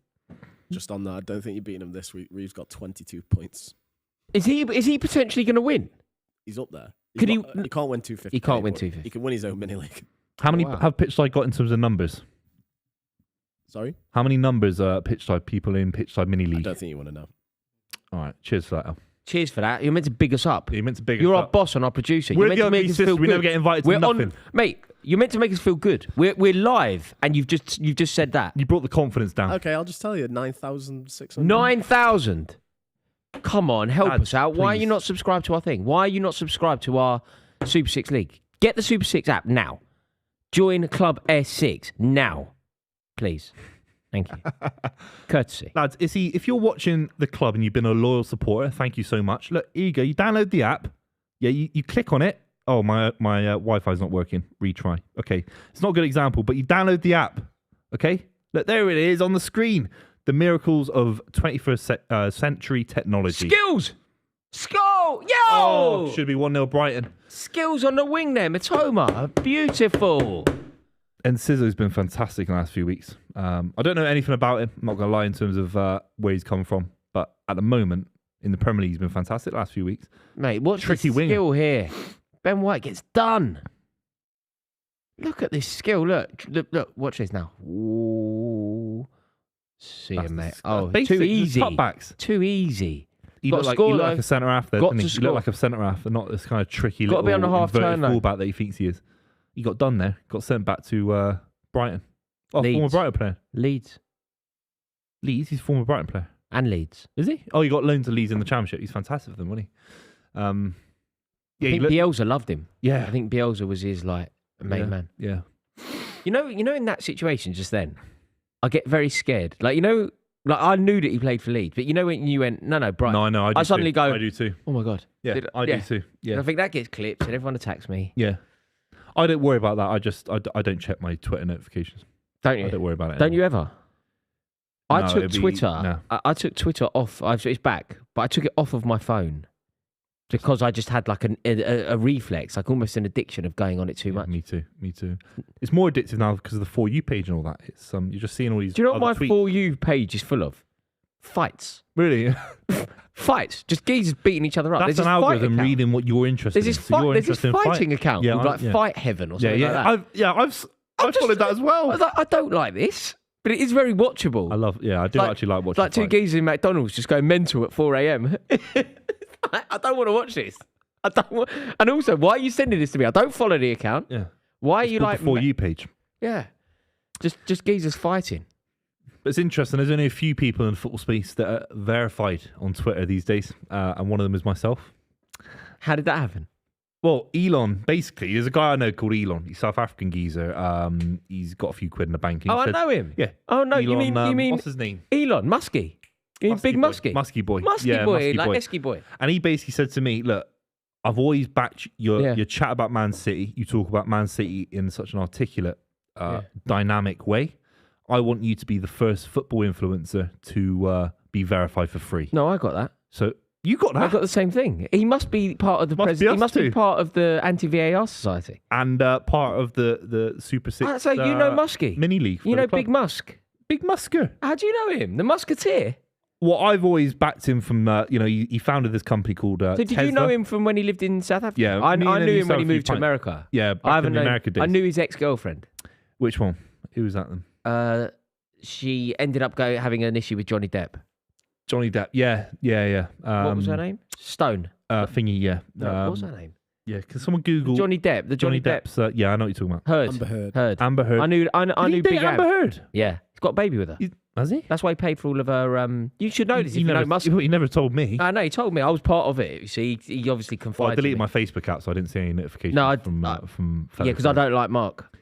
I fell out with Zucks. Yeah, Me and Zucks as Zucks, well. we fell out. Not massive on Zucks. No, but Muskie, Muskie boy. Esky He's boy. doing well for himself. He's from Bowie 3. He's from where? Bowie 3. Bowie 3? I don't know about that. No, but anyway, he got in touch and he just went, listen, Raw Dog, some of the people are going to be losing their ticks. Yeah. But you, son, you're preserving it. Yeah. You are the tick. Yeah, exactly. That's what happened. That's what I can't believe me and you are both in the same. Because even Elliot in the back, They he's took lost Adams his. off him, didn't they? Yeah, it's weird that. They took Adams. They went, Adam, you're not qualified. Well, Adams' chat's a bit dry and it's a bit moany, bit Man United moany. Bit moany Man United. Yeah, when they Bit sweary. bit sweary, bit aggy. Bit sweary, Bit kind moany of- Man United. No. Football factory vibes, isn't it, with Adam on his Twitter? Bit, hard nut and all that, hooligan vibes. But I'm more kind of the That's on intellectual side. Netflix now. What Football Factory. Football Factory. Yeah, I might rewatch it. That opening monologue. Nick loves opening monologue in that. It's so good. I think it's under. I'm It's not- in man's nature to fight. Yeah. And when the drugs stopped working, we came back to football, and it's Supersonic Oasis kicks in. Wait, what's the monologue where it's Danny Dyer then? Am I? No, sorry. Danny Dyer's monologue, written by Nick. And he says It's- Spurs away. yeah, Spurs away. What else are you going to do on a Yeah, Saturday? exactly. Yeah. Yeah, Tottenham away. What else are you going to do on a Saturday? God, great film. And then there's that woman arguing. You're not tough. You're muggy little. yeah. Nice. Great film. Great It's film. very much. Do you know those kind of films? I find that they've aged badly. Yeah, They're not good now. No. They were very good at the time. I think it meant a lot, that film. I think, and was it Green Street as well? Green Street was bad though. I think Green they, Street I think wasn't they well talk done. about something important in this country. I think football hooliganism was a big thing in this country. It's a serious thing. I completely agree. We I can't- think we mate, can't I did my trivialise it. dissertation. I did my dissertation on it. I think any subculture, any youth culture, deserves to be respected and acknowledged. Whether you disagree with it, I think you need to ask the questions: why it happens, what does it mean, what does it represent, why are young males choosing to embrace the casual culture. And it's not only casual football, it's casual clothing, it's casual sex, it's casual drugs, it's casual... Like, there's a lot going on. Why are people opting it in the line in the film? The line in the film, they all reckon that they stop cut... You know, what does he say? You know, you're stuck in your sexless marriage, drinking your watered-down lager. Yeah. Yeah, all of it. When I was young, I used to really like those, like, youth cultures, like whatever it was. I like mods, I like skinheads, I like casuals, I just sort of found it all very interesting. But yeah, those Nick Love films, I think they've, like, The Business. You've seen The Business? Yeah. I've not seen that in years. Kid Frankie. Kid Frankie, yeah. Tamer Hassan. And there's a really good one called Goodbye Charlie Bright. Have you seen that? Seen that, no. The first, do you know who's in it? It's two brilliant actors. He's called Roland Manukian and Paul Nichols. Remember Paul Nichols, who went into EastEnders? What character was he in EastEnders? In EastEnders, he played a mad character called Joe, Northern, like Mad Joe. No, But Paul Nichols and in the opening scene of Goodbye Charlie Bright, the two geezers, they run across this estate naked. The estate is where I'm from. Really? I remember it being filmed. Like, we all went out to see. We're like, why did two geezers run across the estate naked? Yeah, it's an estate called Roley Way. And Paul, in the opening scene of the film, they sprint across it naked. I always like the fashion in it. It's very like London. It's like white Reebok classics. Yeah. And a shirt and I jeans. saw you posting about that the other day. Didn't you get Me, my wife, and kid, all with Reeboks. Yeah, It's a London thing. That's Yeah, Scott Garcia tune. The problem is though, as much as I like that tune, it's a London thing. I think I met him. It's Scott Garcia. I think I met him. It's annoying though because he's done be that wrong. tune about London, which I obviously love. Yeah. But he's Tottenham, Is he Tottenham fan? Yeah. which is troubling. I don't really like sharing his stuff, but it's difficult. Puts me in a very difficult position. But no, I agree. Those films are very, very good. I like Nick Love. He's got something out at the moment, actually, a new thing. It's called Town Called Malice on Amazon. Sky, yeah. Yeah. Have you seen any of it? No, I've not yet. Mate, No. I've watched the first episode. In the very first scene in Town Called... Town Called Malice was a Paul Weller song. Yeah. Paul Weller's in it. Just as Is like he a really? ridiculous Yeah. cameo. Like an Alfred Hitchcock Was it the Jam cameo. or Paul Weller? The song was the Jam, but it's Paul Weller wrote it. Yeah. But in the film, in the series Town Called Malice, it opens up in a pub, like a really rough South London Bermondsey pub. Like the family's in there and all that. And the geezer just cuts to him. He sort of finishes his pint, walks out with a dog. It's Paul Weller. Just like, one of those Alfred Hitchcock really brief. He's still got the cameos. haircut and all that. Ridiculous. Yeah. Ridiculous. That's ridiculous. Ridiculous. Anyone in the chat, let us know your favourite football movies. Very keen. What is your favourite football movie? Would it be Football Factory or something like that? I think it would be that. Yeah, I think it would be that. Or Maradona, actually. Maradona, the documentary. Asif Kapadia's film. Oh, even the first montage where he's driving through Napoli. It's almost like a introductory scene, as if he's not already been in. As if he's driving to Napoli. With a Todd Terrahay song in the background. Unbelievable. He's the same fella that did that, won the Oscar for the Amy Winehouse doc. Lads, the chat are hating this conversation. No, they're saying their favourite is Goal. Goal, Adam Frill. I knew everyone say that. Yeah, I knew it. It's a bit basic from you lads. Do you know what I thought? Do you know what I thought they were going to say? Just because Arsenal seem to win Arsenal seem to get the most votes on this kind of thing. I'm surprised that Goal got it. I thought it would be what's the Arsenal one with Mark Strong and the Arsenal film written by. I'm having a complete mind blank. Nick Hornby's film about Arsenal. Somebody will comment. Fever Pitch. Yeah, I thought the Fever I've had a Pitch. mind blank as well. There's a Man City film with the guy from 28 Days Later. Obviously, Is more there a than Man that. City film? Yeah, there's a Man City film. Oh, it's a legend. I loved it when I was a kid. A Man Loved City it. film? Yeah, in front of the kip hat. He's a kid that grows up. He's a talented footballer. And then everyone's trying to get him to play for Man United. And I think it's at the end or something. He says, I want to play for Man City. And he shouts it to his dad in front of the Kippax. What's the film called? I don't know that. Remind me. I'd like to see it. There's a very good one. There's a very good Geordie one. There's a very good... Buvey, you're about Jimmy Grimble. Jimmy Grimble, I've heard. Jimmy Yeah. Grimble. Who's the actor in it? That's the guy who played in 28 Days Later. Robert something. No. What's his name? Robert Carlyle. Robert Carlyle. Oh, wow. Robert Carlyle, brilliant actor. Big shot from Saka there. Could have been 1-0 to Arsenal. There's a really good film, if you liked the Jimmy Grimble one. It's called Purely Belter, and it's about Newcastle. It's about two kids desperate to go to a Newcastle game, just to try and get into St James's That's Park. amazing. Purely Belter. Purely Belter, which is a Geordie expression. I think. Yeah. It means brilliant. Quality, yeah. That's purely Belter. No one in the chat, nor you guys, has mentioned, someone's just mentioned it in the chat. My favourite is Meme Machine. Meme Machine's great. Yeah. Vinnie Jones. I can't think of that. I've not seen it. Yeah, Vinnie Jones, Where Guy they play Ritchie. football in prison. Yeah, I've Vinnie not actually Jones. seen that. Vinnie Jones is like a lunatic goalie. Is he? Yeah, yeah. Do you know? No, has anybody mentioned Escape to Victory? Yeah, Escape to Victory is quality. Pele and that. There's almost not enough. It's very difficult to do it well because football fans are so protective and sneery. And it's hard to do football stadiums well in terms of like fully packed crowds. Mate, and... do you want to know something amazing, weird about like West Ham United? You know, like what I always say about it? I always say they're a small club pretending to be a big club. You know, they can't film in their own stadium because they so for example, a friend of ours, Zach Jalab, does the Chelsea stuff. He films that Chelsea stuff in Stamford Bridge if he wants to. If they like, that's where it's going to happen. I presume that when the Man City thing happens, it's filmed in the stadium. West Ham cannot film in their own ground because they do not own it. Therefore, they do not have the license. It's ridiculous, isn't it? That's crazy. Isn't that ridiculous? So it's very difficult for them to make a film because they don't own. And plus, they've got nothing to talk about. Oh, there is another classic that's just been mentioned as well that neither of you have mentioned either. Mike Bassett. Mike Bassett is so good. Mike Bassett is so He good. ties into the conversation we had earlier. I mean, Mike Bassett would do a job for some of these clubs. 4-4-2. Yeah. Yeah, it's so good. Yeah, no, you are right, though. It's very difficult to do football films well. I saw it. Oh, he's in. Oh, so I saw a play. There was a play called The Red Lion, which was about a Sunday League football team. Like just 3 actors in it. Do you know Danny Mays? The actor Danny Mays. He does a lot. There was a play at the National about a year ago about football that I went to see. It was good. But it's very difficult to do it very difficult to do it properly. We should write one. Yeah. Yeah. I wouldn't want it to be about footballers, though. I'd want it to be about fans. The culture. I think the culture of the game is more... I was thinking more relatable. kind of YouTube culture around it, kind of the rise and fall of these massive YouTube, shows and podcasts. Such as who? The rise of the club. And fall of... What?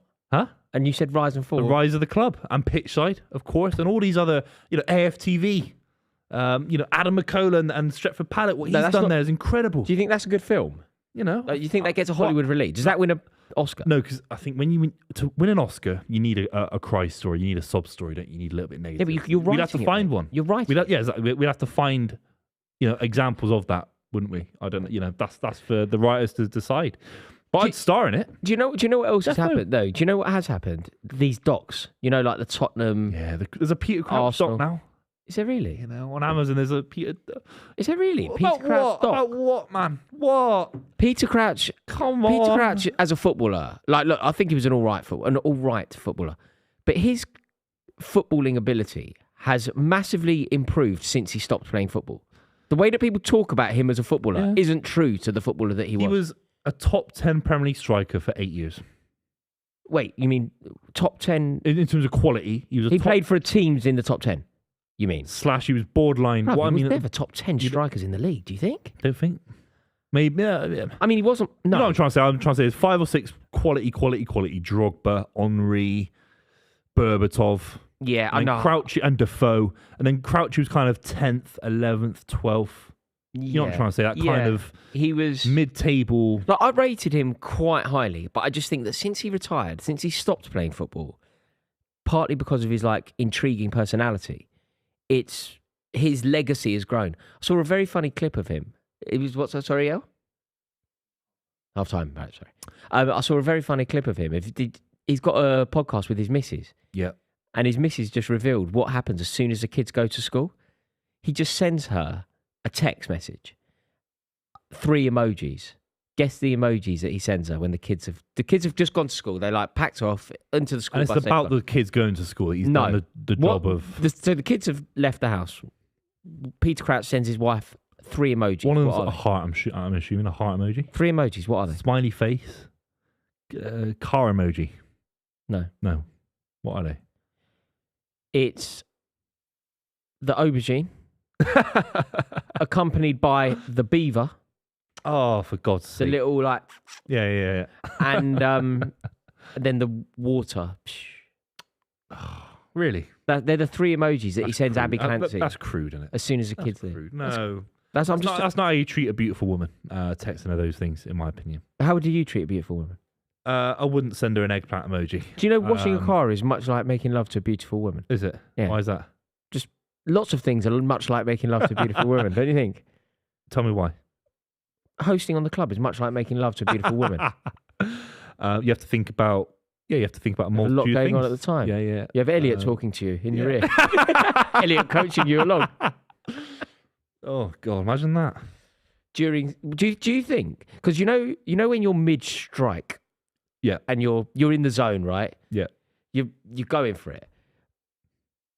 If Elliot suddenly starts speaking to you, do you think you stop? Because I don't think a herd of elephants running through my bedroom. Well, you're trying to say that you either stop or you keep going, or if not, go a bit harder. So How focused are you? for me, if Elliot walked in the room, I would stop instantly and call Say, the police. why are you in my bedroom? I'd be very worried. I'd be traumatized. If a fire alarm went off, No, you're going to keep going. No, you got to think about health and safety first. For me, you know. Is that your approach to the sex? If the fire alarm goes off here, I love the football, I love the club, I love everyone watching, but I'm not continuing the club. I want to make sure I'm safe. Okay, what about this situation then? We'll talk about it as a club, but Yeah, it's the so club. so the alarm goes off during the show. Yeah. You then vacate. Yeah. Fireman comes round and goes, "Don't worry, everything's fine." Yeah. You go back in. Yeah. You pick up where you left off. Yeah, I think you try to. But do you think you the try mood, and mate, save the situation? relight the candle, Put the cold dinner back in the a microwave. little bit more Merlot. Yeah, a bit more. Exactly. So, I go with that for me. I think you try and save the situation. Okay, it's interesting. Yeah. What about you? You just Once give up. I'm Once it's over, it's once over. I'm extinguished, Yeah, it's over. you'd be like, once you've, if there's candles burning, Yeah. the candle's burning, it's vibrant, it's happening, it's Yeah. there, it's pulsating. Yeah. Yeah. But then it's extinguished. All that candle wants to then do is watch an episode of Fowler. Fowler? What's that? The series I'm watching at the moment. It's very Fowler? good. Where do you find these shit? Mate, Fowler? it's really good. Never heard of it. It's- Fowler. If anybody in the chat has seen a series called Fowler, can you please tell Buvey how good it is? Mate, it's really good. I'm liking that. You'd enjoy it. I've got a message for everyone who's watching the club and you haven't already subscribed. Please subscribe to the channel. It'd really help us out massively. And Can the I big just thing for me, interrupt very quickly? Yeah. I just have to ask you a question. Do you think you have the skills to do whatever you're going to do now for 3 minutes on your own if I go for a Jimmy? Yeah, if I can get some comments on the screen, we can bounce, we can riff, as they say on the old YouTube scene. I want some comments though, lads. Any questions that you've got for myself for 3 minutes while Rory is doing a number one, let me know in the comments down below as soon as humanly possible, because there's no football to talk about. So unless you want a 5-minute Man City monologue, that's where we're going. Elliot, any chats that are of interest to us? Buvey seems like a Gilmore Girls kind of bloke. I've never watched Gilmore Girls, so I don't know what that is. Can someone explain what Gilmore Girls is, please? It's a TV show, Boo. It's like a drama. With that old woman in it. What's her name? There's an old woman in it. Check. I'm pulling up. There's an old woman in it. Relevant comment for you now. Gilmore Girls, I'm not so sure. Not so sure. I am watching Succession at the moment. I've actually joined the bandwagon of Succession. Obviously, no spoilers in the chat. I'm on season 1. Elliot, please don't put any spoilers on screen. But let me know in the comments down below if you're enjoying Succession. I am very much so. I could spoil the whole thing. I'm right up to date with it. Yeah, don't do that, please, mate, because I will just walk off camera because I'm enjoying it. But it's very depressing. Very depressing show. I mean, it's a draining show. I hate all the characters in it. New comment. Wow, you're trying to kill me. Who do I prefer, Rory or Adam? I think they're both a delectable medley of football chat. It's as simple as that. If it was down to football clubs, I'd prefer Chelsea to Man United, of course. But they're both lovely lads as humans. Let's put it that way. Thanks for those comments. I really appreciate it. Have we got any super chats? Where are the super chats at today, lads? Appreciate the support. Lads, I can't read that for the love of God. For the love of God. From Arsenal versus Liverpool game a few weeks ago, if Arsenal and Man City swap managers, who would have won the league? Arsenal or Man City? That's a really good shout. I actually think Man City's squad this season are built to win. It's built to win a treble. It is. We've seen it today at Everton. Laporte can come in. Riyad Mahrez can come in. You can rest.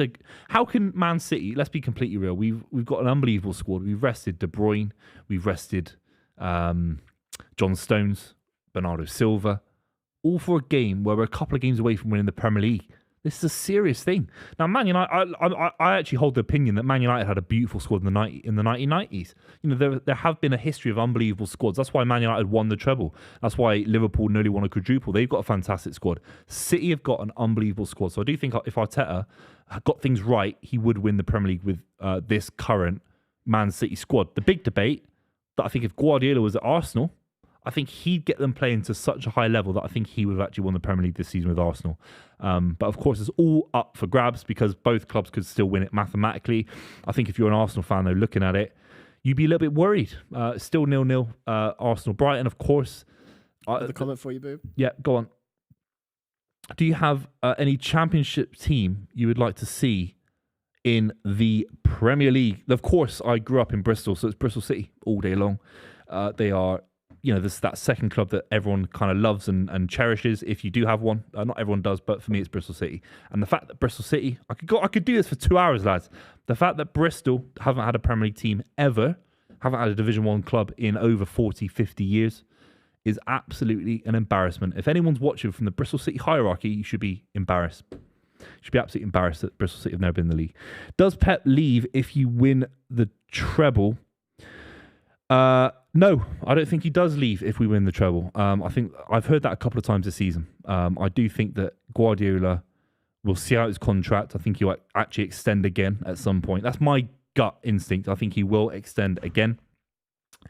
And I think he will look at City and think, well, I can't go to Barcelona. Even if it was prime Barcelona, he always said he would never go back. Even when Tito was there and Luis Enrique. Does he go to Bayern Munich? Really? And where does he go? I think Guardiola will stay at Man City. I think he could end up doing 10 years at Man City. I think he could leave in 2026. That's my gut. I might be completely wrong. And last one, you won't be able to read that, and we can get Rory to say about it now as well. If you had to have a Premier League manager, past or present, play you in a biopic, who would you choose? A Premier League manager to play me? Allardyce. I'm just trying to... Allardyce. You go off for a little wee-wee and you come back, you compare me to a Bolton manager. You having a laugh? He's a good player. Preston, wasn't it? Good player. I'm trying to think of the shortest manager in Mate, Premier League robust. history. He plays you. Who's the shortest? Mate, Allardyce. Can someone Google, Elliot, can you Google the shortest manager in Premier League history? Allardyce would be very good. Who's Sam's assistant? It's Sam Neill. Sam Lee. Sammy Lee. You're Sammy Lee. Yeah. Sammy Lee plays Rory. This might surprise you. Who do you think the shortest Premier League manager is? Is this something weird like Ferguson or something like that? Alex Ferguson. You can't just copy my thing. My left field shout. Yeah, I think that too. It's not that, is it? I'll tell you, Arsene Wenger's tall. There's 4 tied. Neil Lennon. Neil Lennon? Neil Lennon's little. Premier League manager? Manager. I'm just thinking of little managers. No, but we're talking about Premier League manager, right? Yeah, Premier League manager. Yeah, Neil Warnock. No, Neil Warnock's not short. Not Neil Walker. Short managers. You'd be Allardyce. Scott Parker? Yeah, Scott Parker. Brendan Rodgers as well. He is very he's little. tiny, Very tiny, little. tiny, yeah. Terry Connor. Terry Connor, yeah. Nathan Jones. Wow, I thought he's a big. I was trying to be a big hard nut and all that. He's hard though. Last Is he? night, He's I hard. He's don't hard. know this one. Rory might be able to pull where this guy's from. Martin Ling. Martin Ling. Yeah. I do remember him. Was he not Brentford? I have no idea. Martin Ling managing the Premier League. Never heard of him. No, I don't remember. But Nathan Managed Jones. Swindon, I think. Swindon. When you were in the toilet, I mean, Mate. Swindon have been in the Premier League. Swindon, yeah. I think you'd be Allardyce if as a biopic. What, based on my... I see where... No, actually, I really appreciate... I see where you're going with this. Because Sam Allardyce represents the Big, strong, the big underdog, robust. powerful, dynamic...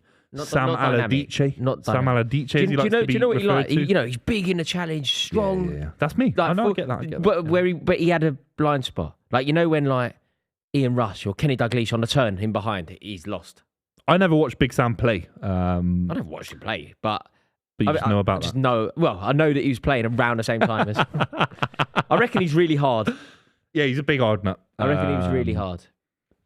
Yeah, Who do you reckon's the hardest manager? Who wins the Royal Rumble of fighting managers? I was going to say Bilic. I know he's only been a manager in the Premier League for a couple. Slaven Bilic. You think he'd be heavy? Do Just in terms of roughness, yeah. Tony yeah. Pulis is up there. No, Pulis hard. No, Mate, do you know he Where's the headbutted? cap? He headbutted James Beattie naked. No, it's something weird about Pulis. Imagine, he wears mate, a cap. hang on. He wears a cap. He's very short, actually, as well, Pulis. Yeah. Pulis, imagine how scared you'd be in this situation. A 5'8" naked Welshman is charging at you and headbutts you in front of everyone. That's terrifying, mate. There's something about Pulis I wouldn't be afraid. Pulis not for me. batters you, mate. Not Batters. Pulis. Absolutely No. batters you. Absolutely batters. Nope. No way. Yeah, he would charge naked at you, and You know, would be Roy ter- Hodgson's a weirdly underrated hard Aggressive, man. yeah. Yeah. Aggressive. What's he gonna do? What are you on about? Why are you looking down the camera? Why are you like talking to the? He is behind the Mate, camera for me. you're literally like delivering a monologue down the lens of the camera. Mate, you're going. Why are you talking directly to the audience? I had to deliver a monologue when you were in the toilet. I'm there 5 minutes, like Laurence Olivier. You're doing it again. I'm You're like doing doing it the again. Laurence Olivier. Talk to people. I've had to go to Bristol City. Should be in the Premier League. Honestly, Bristol City should be in the. I'm doing that. Do you know it's a sign when people lose themselves when they stop talking to the people in the room and they go third person. I remember when I was on a show and Arsenal lost a big game and it ended up with just like a delivery down the lens. You know, like everybody in Who the was room that? suddenly becomes, I can't remember. How can you give these stories and not remember? Tell me, Roars, who was that? I can't remember. You can't remember who it was. It was an Arsenal fan shouting No, down it the might camera. not have been. Harry Symeou. Harry Symeou. It was Harry It doesn't Symeou. sound like him. He's Joel very- Bayer. It probably might have been Joel. Michael Timms. Timsy. Yeah. What other Arsenal fans are there? That's what they say about Thatcher. She lost the plot when she started referring to herself in the third person. No, I'm not even joking. She lost the plot. She did an interview outside Downing Street, and she said, The lady. We are not amused," something like that. Right. Like that. And people say that she lost the plot. What, we are not amused? Something like "we are not amused" or we are not for the turning" or something No, like the that. lady is not for turning. So she says she referred to herself in the third person in an interview at the back end of her 1990 or something like that, and everyone thought, "Yeah, she lost her nut. She lost her nut."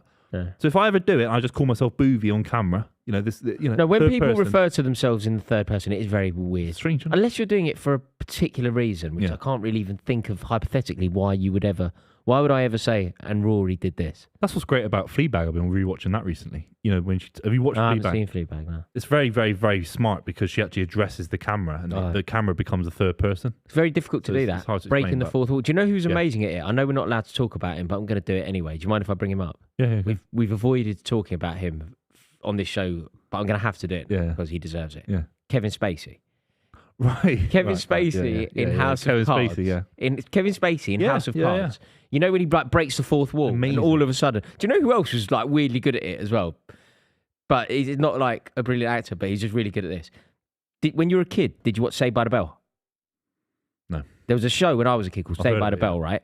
And the character in it, a guy called Zach Morris, he would just like really cool kids. Screech was in the same show, and AC Slater. And this Zach Morris would like be trying to like chat up the girl called Tiffany Amber Tyson, very good looking. Kelly Kapowski, right? He'd be trying to chat her up, and then all of a sudden he'd just go bang, and like everything would freeze, and he'd just go. So what I'm going to try and do is, and he'd just like deliver it straight down the lens. Very difficult skill, particularly as an Ferris actor. Bueller does that. Ferris Bueller's Day Off. Remember that? Ferris Bueller, yeah. You know, as an actor, it's a very difficult skill as well because you're sort of inherently taught. Avoid the camera. Do not like the camera isn't there. The camera is incidental, and all of a sudden, what you have to do is go completely ignore all that and start talking down the lens. That's interesting, actually. That is very interesting. Well, 'Cause you we have do to do it. We have to do it. Don't No, we, but all the time? you do it when I'm here or when I'm not here. What do So you you do your ad reads down the lens, but then equally you could be having a detailed conversation with me. I think that Frank Lampard is useless, Rory, but it's all going down the lens. But I did drama A level. I always got to face the audience, and the audience are here, and I'm talking to No, you. but Of course. face, but you don't have to stare. Also, Staring? What do you mean? No, In the comments, do you think I'm staring? no, at you were staring because I also I'm just trying to address you know when you I was lads. watching the show when I was in the bathroom, Yeah. you were just Why were you didn't watching blink. the show when you're in the bathroom? You're I like having to a wee. keep across what you're saying. What, you were having a wee and watching the show at the same time? Yeah. What about you must be spilling everywhere? No, but this is Rory why was our penis in attention hand span. watching Buvey's monologues. Penis in hand. You were watching my Bristol City monologue in the toilet. This is a sad indictment of how our attention spans are all over the place. Yeah. You know, if you go for a wee, genuinely, do you pick up your phone? Well, when I'm in the pub. In the pub. In the pub, I do. I know. yeah. Do you know? After a few I've drinks. got a great rule though. I've got a great rule and this changes your life. This changes your life, right? So what you can do, when you go out for dinner, you know, if it's like, if I go out for dinner with my mates who I haven't seen for a while or whatever, we all go out for dinner. There's a rule, no phones. First person to check their phone pays for dinner. Yeah. You've got to pay. We're not on the phones. We're going to enjoy each other's company. We see each other once a month or whatever. 100%. Afternoon, lads, from Adam McKola. It's good for you to show up, Don't be trying to get in our good books now, mate. Yeah, good for you. Nice of you to show up. By the way, I've not missed a stream yet. Anyway, I'm off. Are you actually off? Right. Yep. I need some comments. Can you get your comments in? And Elliot, will you put them on the screen? Just cut across, mate. Don't crawl down. Don't do anything. Don't do any. Literally, just wipe across. Drama A level, my arse. Surely, you see a big red light on the camera and you couldn't go under it or wait for the wide. Absolute joke of a man. And I hope he's watching from the bathroom, because if he is, he will hear this. Absolute joke of a man. How have you walked across a camera? Red light. Red light's on. Red light indicates doors are secure. What song is that from? Somebody get that right. Red light indicates doors are secure. You have to get that right. Is anybody going to get that right in the comments? Rory, do you like mahi fish? Don't know. Never had it. I do like a clothing brand called Maharishi, which is where I thought you were going with it. But I don't know the fish. I do like the clothing brand Maharishi. Lovely shop on Floral Street in Covent Garden in London's fashionable West End. If you haven't been there, I really suggest that you try it out. Where will Chelsea finish next year? This is from Ryan Scott. I think that Chelsea could finish anywhere from 10th to top. I don't think it was a completely obscure suggestion for me to say that Chelsea could win the league. We've seen Chelsea do it before. We've seen Chelsea finish 10th and end up winning the league the following season under Antonio Conte. Like when Chelsea finished 10th that year that ended with Hiddink, we were all over the place. We were a shell of a team. We were dreadful. And the following season, with Victor Moses on one wing and Marcus Alonso on the other, we ended up winning the league. So I wouldn't be surprised to see Chelsea do something incredible and win the league. But equally, the Roman Empire is no longer, so the club is different. And I could also see a world where we end up finishing 8th, 9th. I don't know. I really don't know. KSI elbow, any thoughts? I think it probably was an elbow. Yeah, I think it probably was an elbow. I think it was well ahead in the fight anyway, though. I think he was dominating the fight. He dominated from start to finish. And I think he'll be disappointed that he ended up catching him with his elbow, because it's allowed a conversation like this to flourish. But he was clearly the better fighter, clearly far superior to Joe Fournier. And I had a wonderful time. I was at that fight. I had a great time. They're fantastic events. If any of you haven't yet been to a Misfits night, I really do recommend it, because I'm definitely going again. It was my debut, but I'm there for the long haul now. Right, who do you think wins the Championship playoffs? What are the scores at the moment? I'm going to go... The team I wanted to come up, I think, was Borough. Sunderland are up. I'd like Sunderland to come up, actually. In fact, I want Sunderland up. Coventry, Borough, 0-0. So Sunderland are looking most likely. Sunderland are the team I'd like up. Sunderland are the biggest clubs out of the teams there, and I always like the big clubs up. They've got such a rich history, Sunderland. Such a brilliant stadium, such a great support base. I would like Sunderland to get themselves back into the Premier League. The Premier League is a better place for Sunderland, isn't it? If not Sunderland, Borough. I like the North East. If not Borough, Coventry. Not Luton. If not any of those three, we have to... Who finished 7th? Go for them. Any more comments? Lads, if you were Daniel Levy, would you sell Tottenham? If not, how would you deal with the situation at Spurs? I don't think selling is... I think Tottenham are for sale. I think they're unofficially, at least, for sale. But I actually don't think that... selling is in the interests of Joe Lewis or Daniel Levy. Because I know from a Tottenham fan's perspective, what's going on at Tottenham isn't good. And the goings-on at Tottenham has been fairly poor.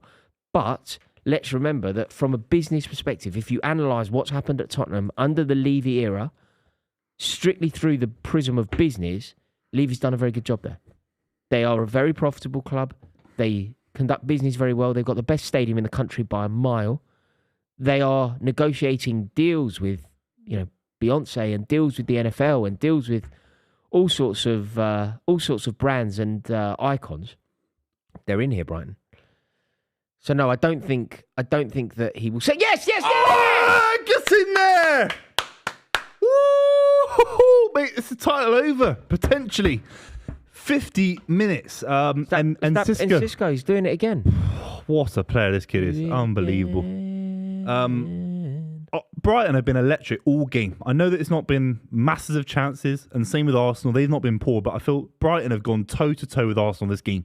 They've looked fantastic, and if you lose to Brighton at home, I can't wait for the narrative. I'm not going to do it now. I'm not going to do it now, Royce. Do you remember it happened before? It must have been 2 years ago. Brighton 2 years ago, not last year. Last year was Newcastle. They did lose to Brighton last year to drop points, didn't they? Coming forward. Last year, the like landmark games of last year is when they went to Tottenham and got beat. I think was it? Yeah, someone got sent off. The fellow with the hair transplant, Rob Holding. Holding, yeah. Right. And then they went to Newcastle and got done. They were the 2 games last year. I think the previous season they played Brighton at home, maybe drew. That discounted them from top 4. And I remember the Brighton players leaving the pitch laughing their heads off. Right. There's like an image of might be Basuma like laughing his head off. Yeah. It's an ugly goal. Is that someone hits that into the ground? I can't see. A great header from Cisco. What's the keep? Is the keeper in the right position for that?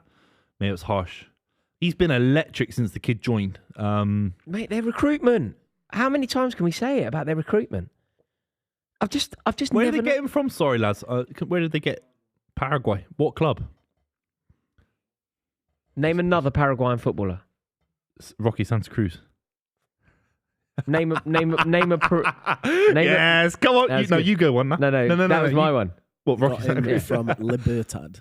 From Libertad, that's what I was thinking. I think Adi Bayor went to Paraguay to play with Rocky Santa Cruz on a short-term contract. Name a footballer from Peru. Oh. Come on, mate. I've got 2. Oh no. Oh, I know the kid he played for Schalke, the bold winger. What's his name? That's not who I'm thinking of. I've got 2 that played in the Premier League. One for Newcastle, one for Chelsea. Oh, I know him as well. Who's the ball? Nobby Solano. Nobby Solano. Yeah. And I was thinking, who's the winger? Claudio Pizarro. There's a kid at Forfan. Oh yeah, Schalke? Yeah. When I went to Russia for the World Cup, the Peruvian fans were unbelievable. South America is generally amazing. Unbelievable. Told you about Argentina, didn't I? And do you know what? I went to the Confederations Cup in Russia the previous year. Confederations Cup. No one cares about it, right? No. Mexico had 25,000 fans. Did Brazil go? Brazil went, but Mexican fans were just unbelievable. Like Australia were there, and they must have had like a dozen fans. I'm not even knocking them. Germany were there; they had 1,000.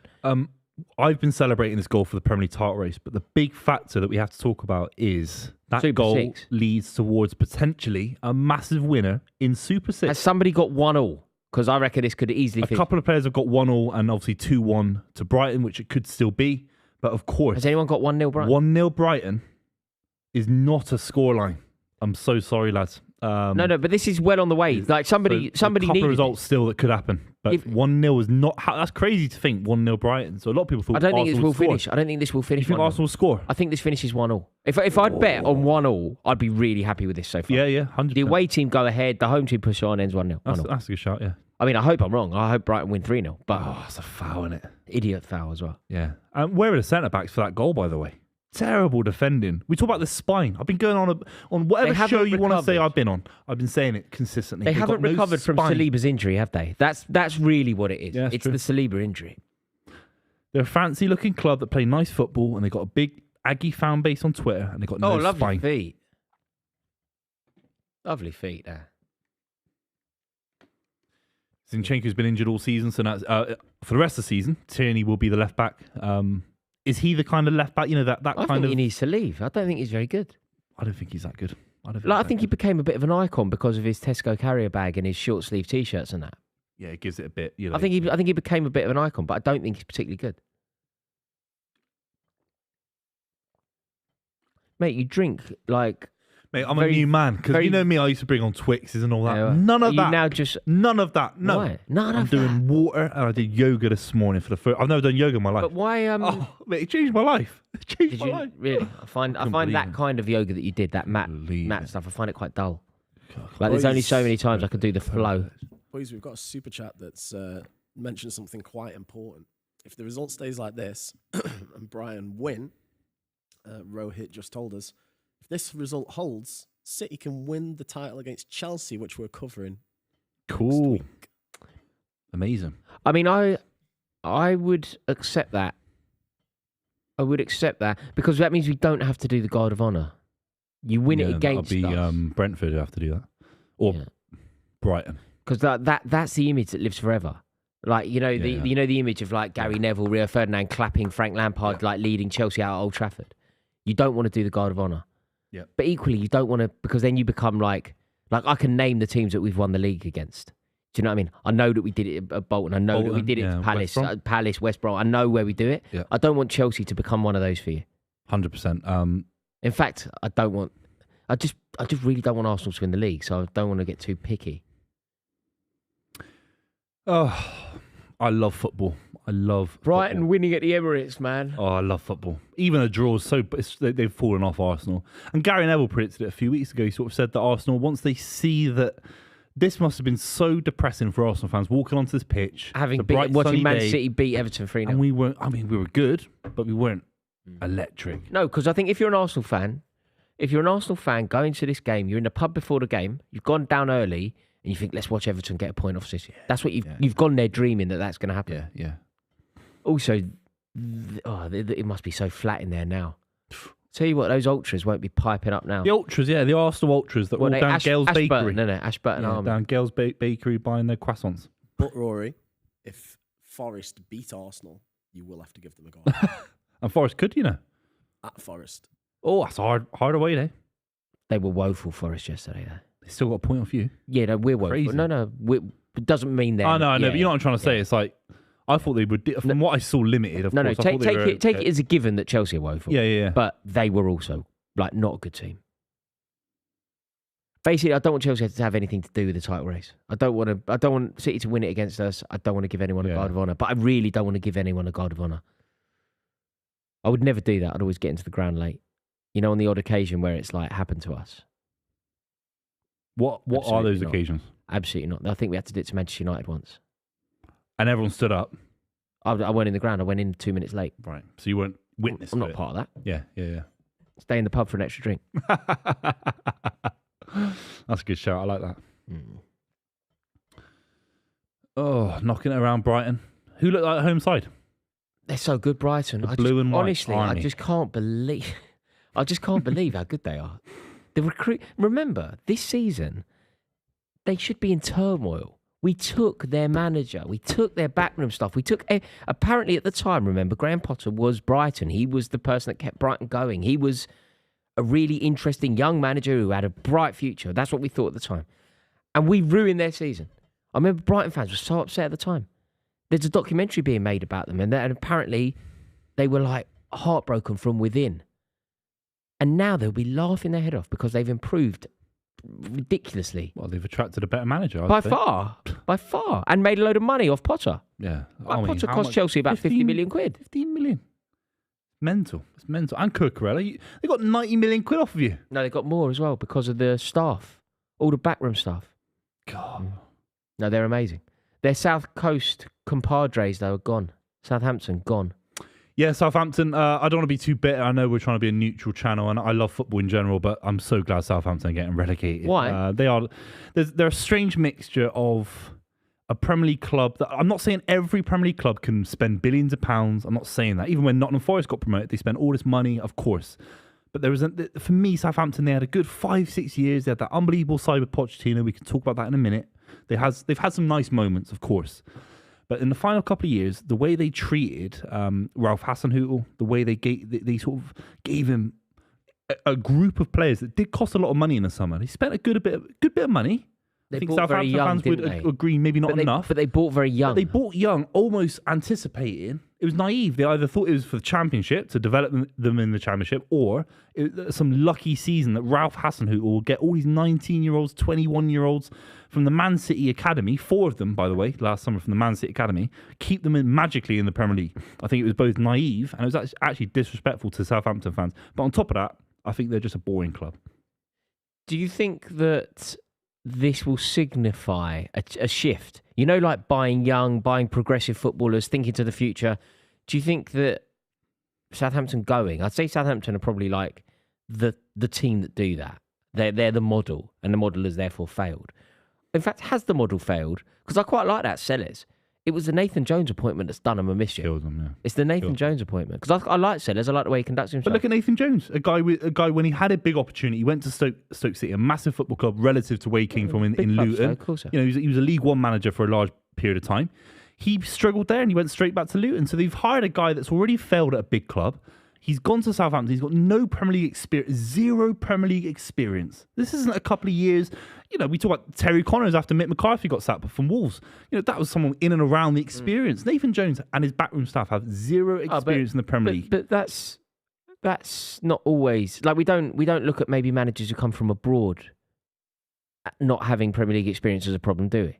No, but De Zerbi, for example, I think he was at Sassuolo in Italy, did very, very well, got them punching in European positions. So what do you think the issue is? Serious. The issue is top flight management rather than Premier League management?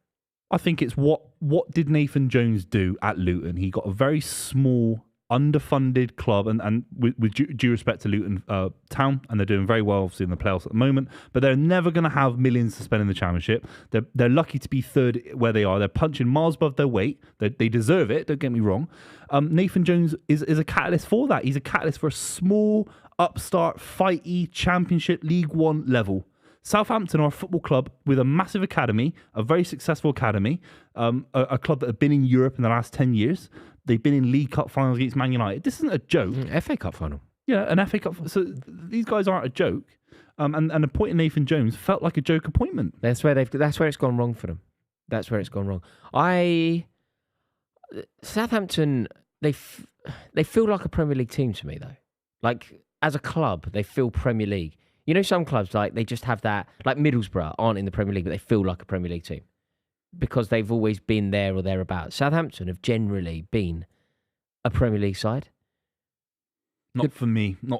No? I'm not saying every Premier League campaign. I actually think you need to factor in the fact there will be a Blackpool, a Wigan, a Swindon in the 90s. You can't always just say, it should be both Sheffield clubs, Burnham City, Aston Villa. It's not always going to be the Ipswich. It's always going to be the biggest clubs in the Premier League. There's always going to be a couple that are smaller. I just think Southampton are just a dry club. That they didn't have any ambition to stay in the league when actually they've got the capacity to. If Bournemouth can stay in the league, you know, the rivals to Southampton and obviously Portsmouth as well. But if Southampton fans are looking there thinking, how are Bournemouth staying in the league? Because they got it right. The Gary O'Neill appointment was right for them. It might not have worked for Southampton, but Southampton's owners didn't do right by Southampton for me.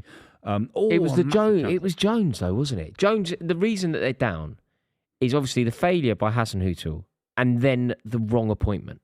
That's why they're down. Nathan Jones was just a disaster. Yeah. Like, you know, if we were doing, you know, when we talk about sort of best managers of the year, we've had a conversation and we've said that maybe Gary O'Neill, maybe Mikel Arteta, depending on how the season progresses, maybe Ten Hag, depending on how it progresses, and obviously Guardiola, probably a shoe-in for it.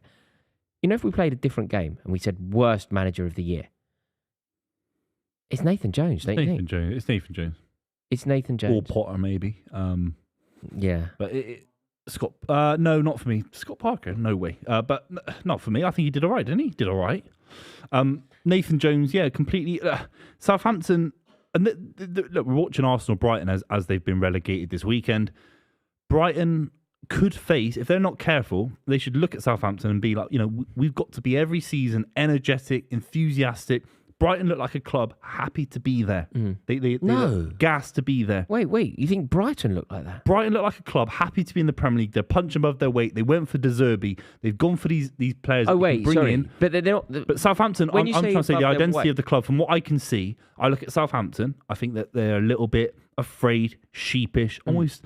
They've plateaued in the Premier League. They've not kicked on. For me, kicking on, it's not always about, obviously they're not going to win the Premier League, but can they fight for those European positions? I mean, they had Van Dijk, Mane, they had Pele up front, they had Font at the back. You can't always have these players. You can't always sign Virgil van Dijk before you sell him to Liverpool, but I think if you're Brighton, you think, how do I not make the same mistakes that Southampton made? There was a time when Southampton were really producing a lot of good players as well, wasn't there? Obviously, Theo Walcott came through. Yeah. Gareth Bale came through. Yeah. Luke Shaw came through. Talent.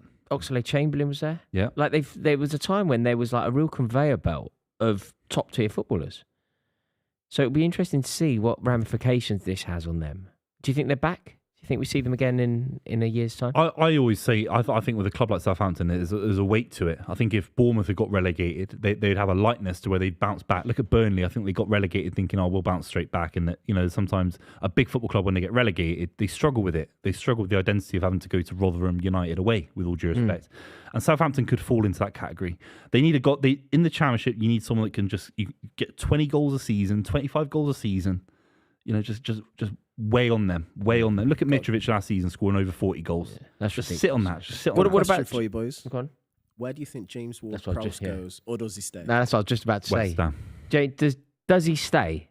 No. If he stays, then fair. There's some magical, something quite admirable about something magical in the water in Southampton that they managed to keep him and Matt Letizia for so long. And if he doesn't stay, where does he go?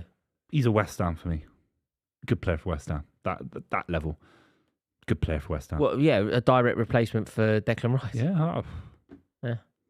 I think there'd be people there'd be a portion of football fans that think he's on the similar level to Declan Rice.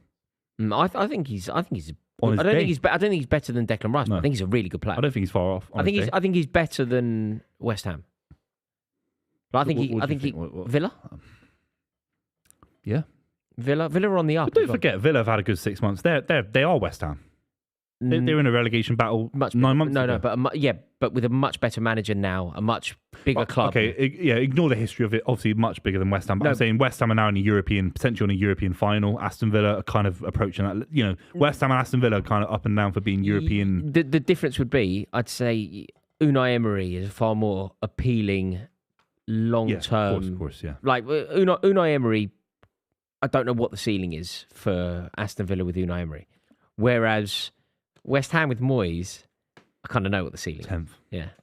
8th. Yeah, so it'll be very interesting to see. Anyone else from Southampton that you could see? Get me Lavia back now. This guy, you talk about, we had this little debate about James Ward-Prowse. Lavia is dead set to be a world-class talent. Brighton are through on goal here. Such good feet from Mitoma. He did so running well. through there, but they've kept the ball alive. Is he not offside? Oh. Mate, the way that Mitoma created the yard of space, where you just let the ball, you go as if you're going in, you let it run across you. What a player he's been. He's been such a good player. Would any of you take Bella Kotchap from Southampton, boys? Nope. Not for me. Cost about £1 million, didn't he? Saying that, he immediately gets in the Chelsea team. So, but no, I'd like to be a bit more ambitious. Yeah, you got to be ambitious. I'm just desperately hoping that Thiago Silva stays. Like, if he decides to go, I just don't know what happens to our defence, because he is the fulcrum. It all kind of revolves around him. That's a good big. But no, not Bella Kotchap, I don't think. And lads, obviously Bournemouth clipped you up on Bournemouth going down on their Twitter. Maybe we do a clip now. Do Southampton come back up and they can clip us up this time next year?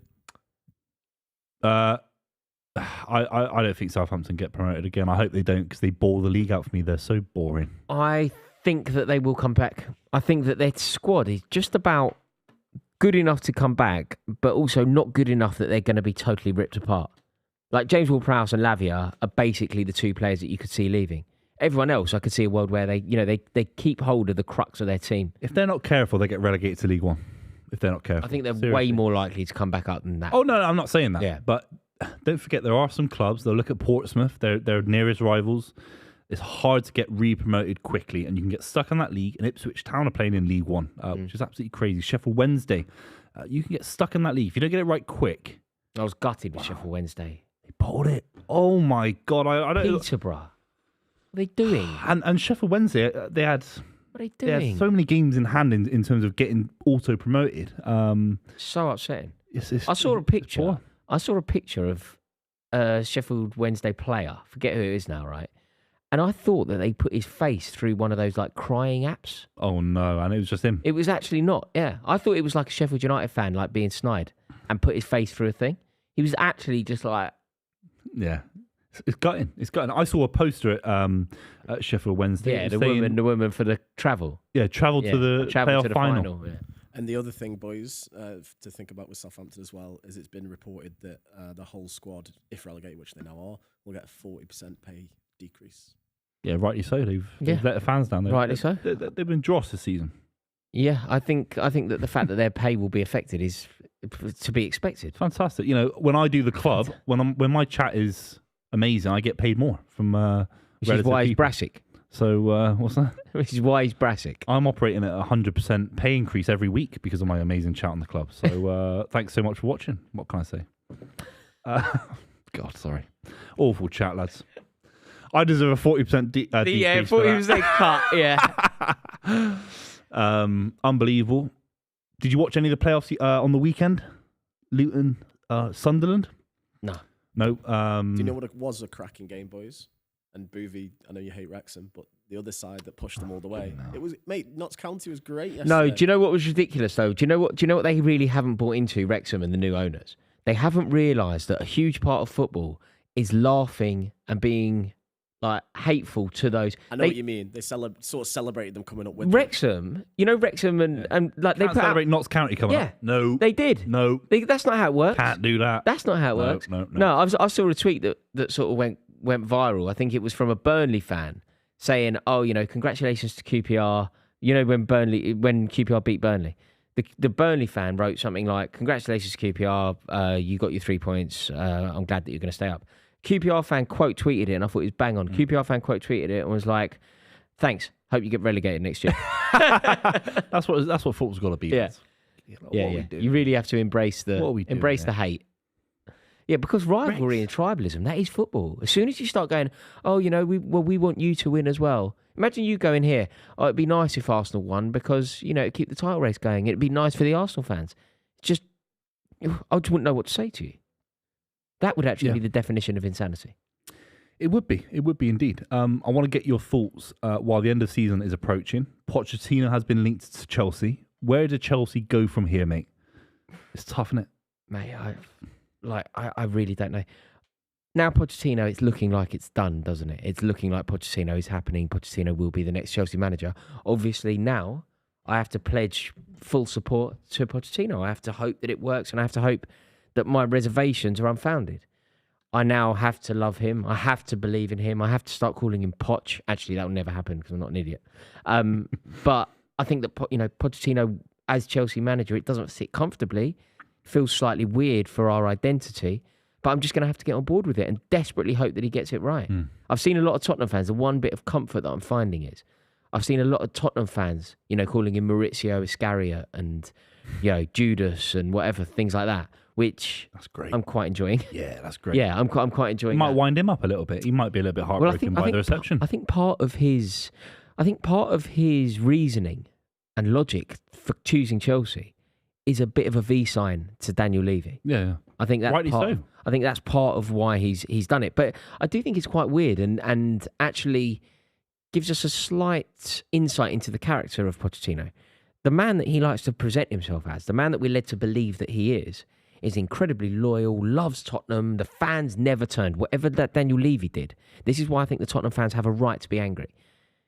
Levy may have wound him up the wrong way. Levy may have treated him badly, and Levy may deserve to have the V signs thrown at them. But I'm no lover of Tottenham, and I'm no lover of Tottenham fans, but the Tottenham fans treated Pochettino with nothing but love and respect. Yeah, 100%. And to throw that back in their face feels unjust to me, particularly as he's a man who always spoke about his love of the Tottenham fans, and he's also a man who speaks about loyalty in football. He openly says that he would never manage Barcelona because of his love for Espanyol. Yeah. So that's obviously the Chelsea thing as well. Like if you're a Tottenham icon, Chelsea and Arsenal are off limits. If you're a Chelsea icon, Tottenham and Arsenal to a degree, but Tottenham certainly off limits. If you're a West Ham icon, you don't go to Tottenham, which is why West Ham fans are hateful towards Jermaine Defoe. Yeah, of course. I think it might be hard in today's modern day for a manager like Pochettino. I think you just run out of clubs that you can genuinely manage. I think he wants to get back in the game. Look at Mourinho and Conte. I know what you're saying is bang on, but I think sometimes there's a lack of clubs, there's a lack of options for these managers. He wants to go in at the top level where he deserves to be. He's come out of PSG, didn't quite work out. I don't think he deserves to wait around a couple of years just for Tottenham's fans. Booth, I agree. He doesn't deserve it, but isn't that what principle is? Isn't principle what you do when it doesn't suit you? Isn't that the point? But I think you've got to take into the fact, the kind of the nature of the market that we're in today in football. There's only a few football clubs that can provide Pochettino the resources, the support that he needs to play the beautiful football that he can. I completely agree. Develop. So that's the only small thing. You're right. I've never debated the rivalry. What you're doing, though, what you're doing correctly is you're applying logic. You're saying there are only a certain amount of clubs that can provide him with the template and the platform that he needs to be the best that he can be. And you're absolutely correct. But you're being rational. Football logic. Of course it is irrational. Yeah. It's like him saying, I'll never manage Barcelona because I love Espanyol. It's completely and utterly irrational. Yeah. But that's principle. Yeah, it is. That me not renting a flat out when I had a flat to rent out in West Hampstead, when a geezer came walking around, he said, it's going to be great for me to live here because I can get to Tottenham easy. Oh, and I ain't renting a flat to you, mate. That's completely irrational. That's football. I've never heard that. I used to rent a flat out. When I lived at my mum's, I had a flat in West Hampstead. And you can get a link quite easy over to Tottenham. And a fella came round and viewed it, and he said it was, going really well, and I liked him. Nice fella. And he went, yeah, it's going to be great because I've got a season ticket at Tottenham and I can, get there now because I don't live in London at the moment. And I was like, oh my God. Phoned him up that night. I was like, oh, sorry, mate, someone else has got it. Oh my God, that's completely hilarious. Fair enough. Completely illogical. Yeah. Completely idiotic. But I get that what you're is saying. football. I get what you're saying. But also, what we are going to find out now is Pochettino is heralded by some, I think maybe you, as being like a top manager. I'm slightly more sceptical, but he's heralded by some as being a top manager. Well, do you know what we're going to find out now? If he is, because he's got his work cut out. I think he is a top manager. I think you're going to get a manager that works hard. He works his squad to the bone. And I think if he gets given the additions that he needs in the summer, he will get there. I think he's a kind of guy that can win a Premier League. He's a Champions League manager in waiting, in my opinion. In my opinion.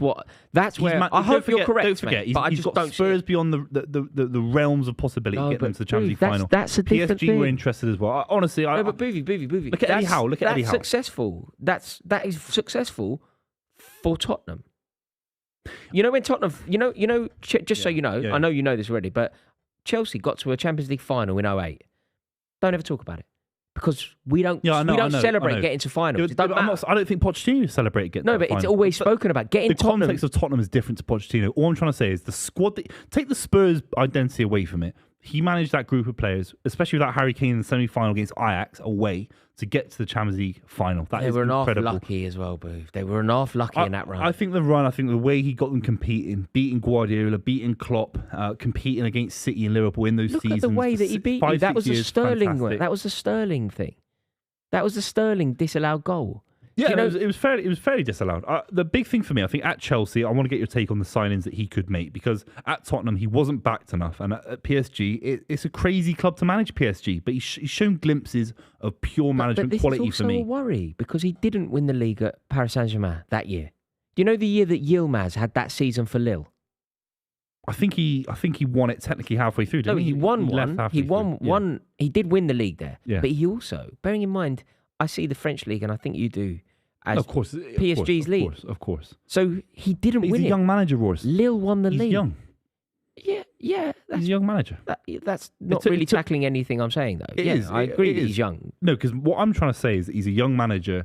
He's not at the end of his journey. I don't think he's barely started his journey. He's still a very young manager, and what he has achieved in 5 seasons in the Premier League, I think you could rank these 5 seasons, A's and A minuses. I think they've been fantastic seasons for Tottenham. The PSG one is a bit of an anomaly. We don't quite know with PSG. It's a weird one. I get your point fantastically well. Chelsea, this is the first opportunity. It's a massive football club. It's a step up. He's got not only the money, but I think he's got the spine. I think he's got an unbelievable spine ready to go at Chelsea. But what you consider success, and what is success at Tottenham? Getting to a final, getting to a semi-final, finishing in the top 4. They're all achievements at Tottenham. Yeah. At Chelsea, they're not achievements. You get sacked for that. Maybe not now. Do you know what I mean? Maybe not now. Maybe you have to downplay your expectations. But I don't want a new definition of my club. I like the definition. No, I'm not saying you should, by the way. Yeah, I like the definition that exists. And I'm not prepared. At Tottenham, getting to a semi-final of an FA Cup, they see that as all right, man. They see that as all right. Yeah. At Chelsea, you get sacked for that. Yeah. What's good at Tottenham gets you sacked at Chelsea. I have to be devil's advocate, because I think you have to. I think if you're going to have Pochettino at your club, and we're going to talk about Pochettino at Chelsea potentially for years on end, hopefully on the club, we have to detach Spurs away from it, in my opinion, because I think we have to look at what he did with the 11 men that were playing. Look at Dele Alli, Vertonghen, Alderweireld, Kane. Some unbelievable performances out of these players. Some unbelievable players as well. He improved. Someone, Danny Rose was playing out of his skin. Kyle Walker. These are fantastic players. So I'm interested in your take in terms of some of the transfer targets you've been linked with under Pochettino. Mate, do they work? Are you excited? Not really. Do you know what? I did a video yesterday about the off the back of the Chelsea Forest game, and I kind of tackled it there where I said there seems to be a focus, and I imagine that what you're expecting me to say now is Chelsea need a striker. I imagine everyone watching this is expecting me to go Chelsea need a striker, and it's true. Of course we do. But Buvey, if we don't sort out the mess between the sticks, our goalkeeping situation is just poor on the weekend. See the first Shocking, goal? yeah. See the first header? Terrible. Like, what are you doing? And he should be doing better because he's the tall one. That's Kepa's mistake if he's going to make one. Yeah.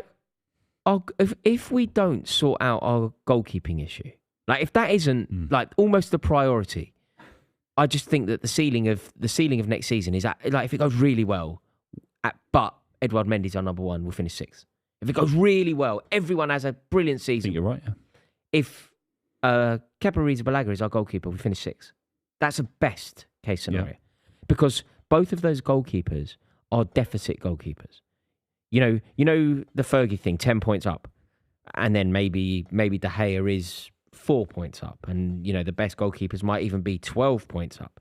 I think that Kepa Arrizabalaga over the course of a season is 4 points down. And I think Edouard Mendy is probably 6 points down. So you're in deficit because of your goalkeeper. 100%. So if we don't sort out a goalkeeper, I think we're in massive trouble. And do you know what's giving me the jitters? Thiago Silva, I think because of Chelsea's ineptitude this season, Chelsea aren't going to be in the European Cup next year, which probably means that you will never see Thiago Silva play a European Cup game again. Thiago Silva, one of the best defenders of his generation, one of the best European Cup defenders of his generation, arguably ever, has finished. And it's sad because he definitely has another year left in him. He definitely has another year to compete in the Champions League. Of course. And if Chelsea weren't so mismanaged this season by Potter or so mismanaged at boardroom level, I think that say Chelsea had finished 4th, I think Thiago Silva stays and plays in the Champions League again, of course, which would have been great. Yeah. Now, because we're not in the Champions League, I think Thiago Silva is thinking, okay, maybe I want to have probably my final year at the top back in Brazil. I think Bella, who's very vocal on social media, Bella is missus, I think is potentially going to angle to go back, although she has also tweeted that he's staying. So you're getting kind of... I think he's the kind of guy, he's not 42 years old like some of these old guys. No, but he's nearly 40, mate. I know, but he's still good enough. He's still good enough. He is. But if he wants to have one final season at the top in Brazil, like he doesn't want to let anyone down over there. He wants to go back to Brazil to have one season where he's still the boy, the absolute boy. Yeah. I think that's this year. Maybe. I still think he could do that and then another year. Maybe. But look, say he stays, yeah, then everything's a lot sweeter. If he leaves, we then need to sign the main man. And signing a main man, it's not easy. Look at Koulibaly, I think. Mate. And that's what I was going to talk to you about finally is... Thogden. Oh, right. Thogden sort of was backing him massively. Yeah. Look, you predicted it. Koulibaly 10 years ago when Chelsea were trying to sign him, I knew how good he was. Yeah, right? I was very aware of it. I hadn't thought about Koulibaly for ages. So last year, Mr. European travel, Mr. European football, big bad Thogden, phoned him up. Went, Thoggo, what do you reckon? Koulibaly. Yeah. He went, Rory, Koulibaly will be the best defender in the Premier League next season. That's what he said to me. I thought the same. Similar. He was fantastic. He's probably the worst. Yeah, he's up there. Yeah. Probably the worst. Do you think Pochettino goes in, all right, because he had limited means at Spurs? Let's just talk about the players that you have signed. We spent a lot of money. Mudryk, Koulibaly, Badiashile, Cucurella, Sterling. Aubameyang. Does Lukaku come back? Do they all improve because of Pochettino's quality as a coach? They all improve better than what Potter and Lampard That makes you a force then. That makes you a force. But wait. You're a sleeping giant with those players. Mate, to the level we haven't discussed. They improve, but they might improve. So if Sterling, Koulibaly can play to the level that we know they can, a keeper comes in. Koulibaly, I disagree. I think Koulibaly isn't He's fit for done. the Premier League football. He's yeah, a busted yeah. flush. Koulibaly is a busted Fine, flush. fine. Absolutely. Cucurella, someone that has been quality in the Premier League. He has And- been for Brighton. But doesn't Pochettino like 4 at the back? I think he's a 4-3-3 kind of So guy. if he's a 4 at the back, 4-2-3-1, yeah. Cucurella in a 4? It's hard. It's hard.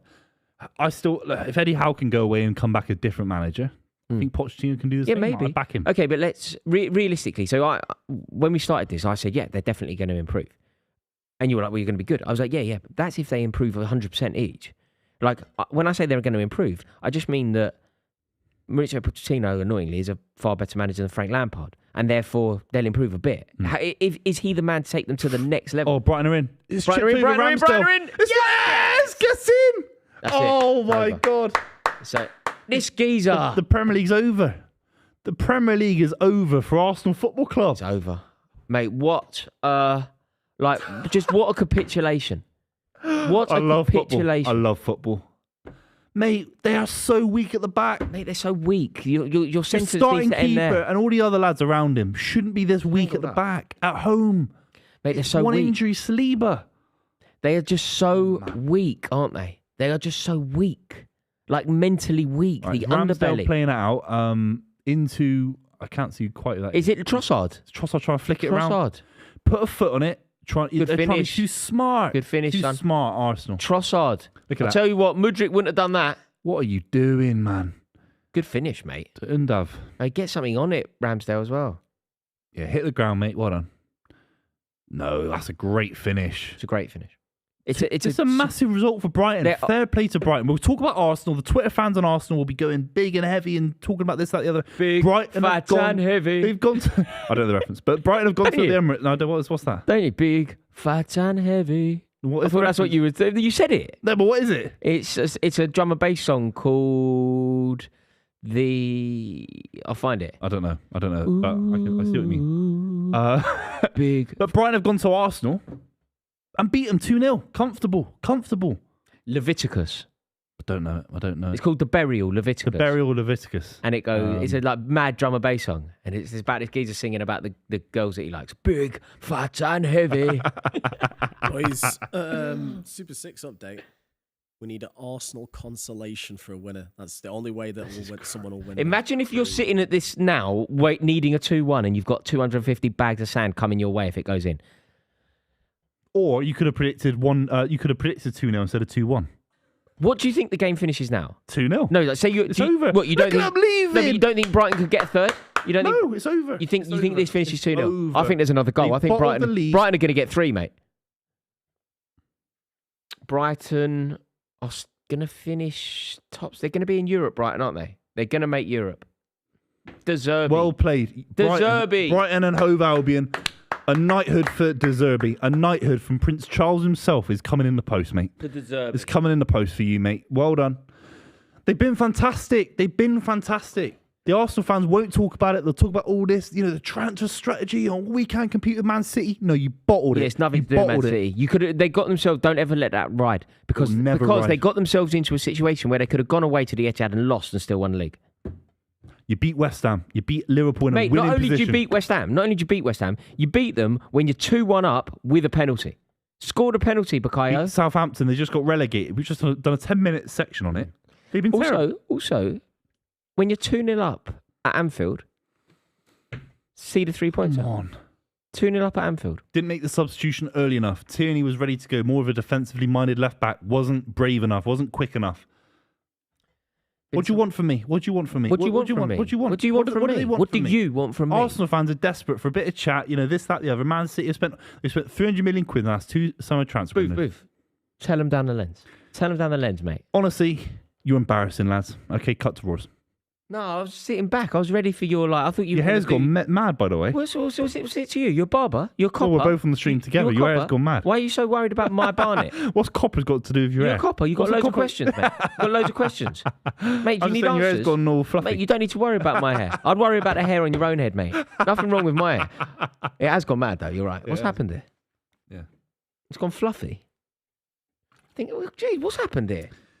on? It's beautiful, lads. It's absolutely What, my mate? beautiful. Or the football? The football. I think I'm talking about Man City potentially winning. Mate, I told a you it's going third to finish Premier 3-0, didn't I? It's Well, coming. the repercussions for the Premier League. This is potentially, of course, not done yet. Man City could. I'm talking about my club winning 3 in a row, mate. And a treble. 5 in 6 years. Yeah, it's ridiculous. It's ridiculous. I can't believe it. We're so lucky as City fans. So lucky. Yeah, big, fat, and heavy. I don't know this song. When's it from? 1975. Leviticus. When is it? It's a drum and bass. It's a huge. Never heard of it. Leviticus, the burial. It's like the iconic drum and bass. I've never been into. I know I'm Bristolian. I've never been into drum. Yeah, it's very much your neck of the woods. Yeah. Boys, 8 minutes added time for a Mate, goal. imagine the geezer who needs a goal. Where's 8 minutes come from? Where's 8 minutes come from? They're adding it as they go along. They're making it up as they go along. 8 minutes. Do you think it's the powers that be wanting Of course the it title is. They race? want Arsenal to win the They league. want a title It's race. a narrative. City have been the rebellions. Rebellious. The rebels. The rebels. It's been a long stream. They've been the rebels, City, and the Premier League. What powers are that you be, rebelling against? The powers that be. Okay, Mate, no, you're that you're the No, establishment. We're not now. the establishment. You are. No, we're not. Man City. No, we're not. You are now. I don't want to be disrespectful to the establishment, but Erling Haaland certainly has been. But it could be Go on, free. son, go on, Could be son. free. Ah. They're taking the liberty. They're taking the liberty out of Mate, these lot. you are not rebellious now. Here we are. We're little old City. No, you're we're not. We're the noisy You're neighbours. not little old City You know, anymore. that's what everyone else thinks we are. No, nobody Yeah. thinks that. You want that to be the case, but It is the case. No, you're not. It is. We've got You're no now- you're now fans. the Everyone says we've got no You've got no fans. fans, but that's true. You have yeah. got no fans. But you are the establishment suggests money, power. That's you. No. We're no. You can't say no. We're Like you are. We can't. Well, I can. It's my No. democratic right to. No, but So it'd I be say like no. me. It'd be like me saying like this is not a microphone. No, It's not a microphone. It's not. I can say that. It's read not it. a microphone. It's Yeah, not. That is not a camera. That is not a telly. You are not. we are the rebels in the old money football world. The Real Madrid. No, but you're don't Nouveau like us. Riche, mate. The You're Brentwood. No. You're We're- Brentwood. You're having like vajazzles. We're the Real Madrids, the Barcelonas, the AC Milans, Man United, Liverpool. They don't like us. because you're now and Arsenal because you're now the included. power. Yeah, of course. Yeah, You're we're the rebels. No, but you're the power. You're not the Yeah, rebels. the rebels No, but take what- over, no, but and then you- they're not like. But once you are the power, you are no longer the rebels. No, at some point you become the establishment. That's you. We're not the establishment. Don't yet. use my catchphrase. We've not- Don't use my catchphrase. Mate, that's not your We're- thing. we- No. We're no. not the establishment No, until we don't won a use my European Cup. Don't- When we become a European mega club, Superpower. superpower, then I can say that. But right now we're still knocking on the door of being that club. I don't even want us to be. I don't care. Do me one favour. I've never cared. Yeah. Don't use my catchphrase. What? Being Any of them. disrespectful to the establishment. Any of them. I don't want you to say any of them. Why is it your catchphrase? Where It's did my that thing. Where did it get clipped up from? Saturday Social. Saturday Social, where you predicted 15 goals in all comps Correct. for Haaland, Correct. who's now scored 52 goals. That's what I said. Can someone do the 50. maths in That's the why I back room? said 50. I want to do 52 divided by 15. I said 50. That is that number. It's a golden number. That's how wrong you are about football. That's 50. That's 50. What is that? You're 3 That's 300%. You're 300% wrong about football. You work in football professionally. Listen, don't use my catchphrase. I don't want you to say stats are for mugs. I don't want you to say disrespectful to the establishment. Is that yours?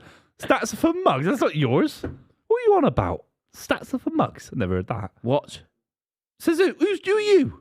Who What? are you in the background? Are you giving it what joking? is trademarked? Are you joking? What? Do That you is work for Rory trademarked. now? That is trademarked, and you show it some What? respect. Stats are for mugs. Stats are Where for did mugs. you say that? I said it to Statman Dave or somewhere. Where? Pub. In the pub. Would any of the audience have been watching that interaction in Yes. the pub? Why was it streamed in the pub? It's a special. Special, was it?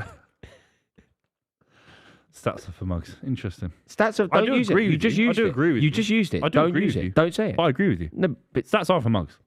then say TMRJ. No, you can't say that. Yes, I can. You can't copyright words. I can copyright. Yeah, No, you not, can. not words, expressions. It's not an expression. It's an expression. No, it's not. It's an expression. I've joined 3 words together. They're my words. Free thinking. No, Stats word. no. R Turn word. his mic off. 4 Turn his mic off. mugs. Turn his 4, mic off. No trademark allowed. You can't copyright Oi, oi, oi, oi, oi. Oh! Penalty. for Super 6. Oh, No, he's not giving it. Can you imagine the bloke now? He's got the Super 6 thing. He will be going wild in the aisles. He's sat like there now. supermarket sweep. I actually feel so bad for him. Like, what are you meant to do? There's nothing you can do. You have to just hope this is going to be looked at? Is there anything? No, he gets the ball. Does go round the outside, round the outside, round the outside, though. Like, you kind of take a shortcut through the man to get the ball. I don't know if you can do that.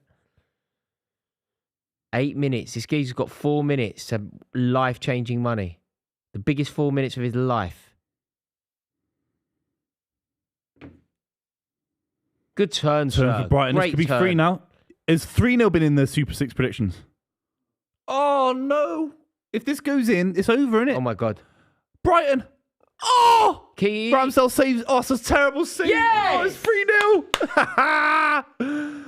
That is awful keeping from You said it would Ramsdale. finish 2-0. Your football knowledge is terrible. I said there's more goals in this. It's I said not it was 300% 3-0. wrong. It's not 300% wrong like no, yours. it's 100% wrong. Yeah, I'll take that. That's 200% less than yours. Mate, so that's what we're celebrating on this show. Being left wrong. Margin of error less. Also, 100% wrong. Yeah. Still, That's what we claim as victory now. We're so shit. Ramsdale. Aaron Ramsdale. Unlucky blondie. Aaron Ramsdale. Aaron Ramsdale. Aaron Ramsdale. I love it.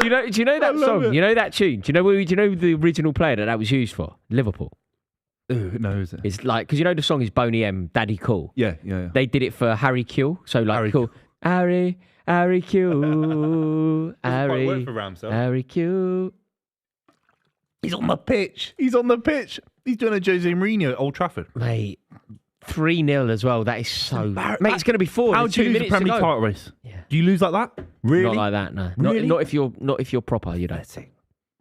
Got a question, Pathetic. Arteta, mate. Got a question, Arteta. Got to question the old football club. All the fans are leaving. Gales, baby. All the fans are leaving in their droves. Although I would have employed the 3-goal rule as well. Oh yeah, don't get me wrong. I'd have gone. It's your right. I'd have been long gone. Although that is very empty. That is very empty, isn't it? Pathetic, man.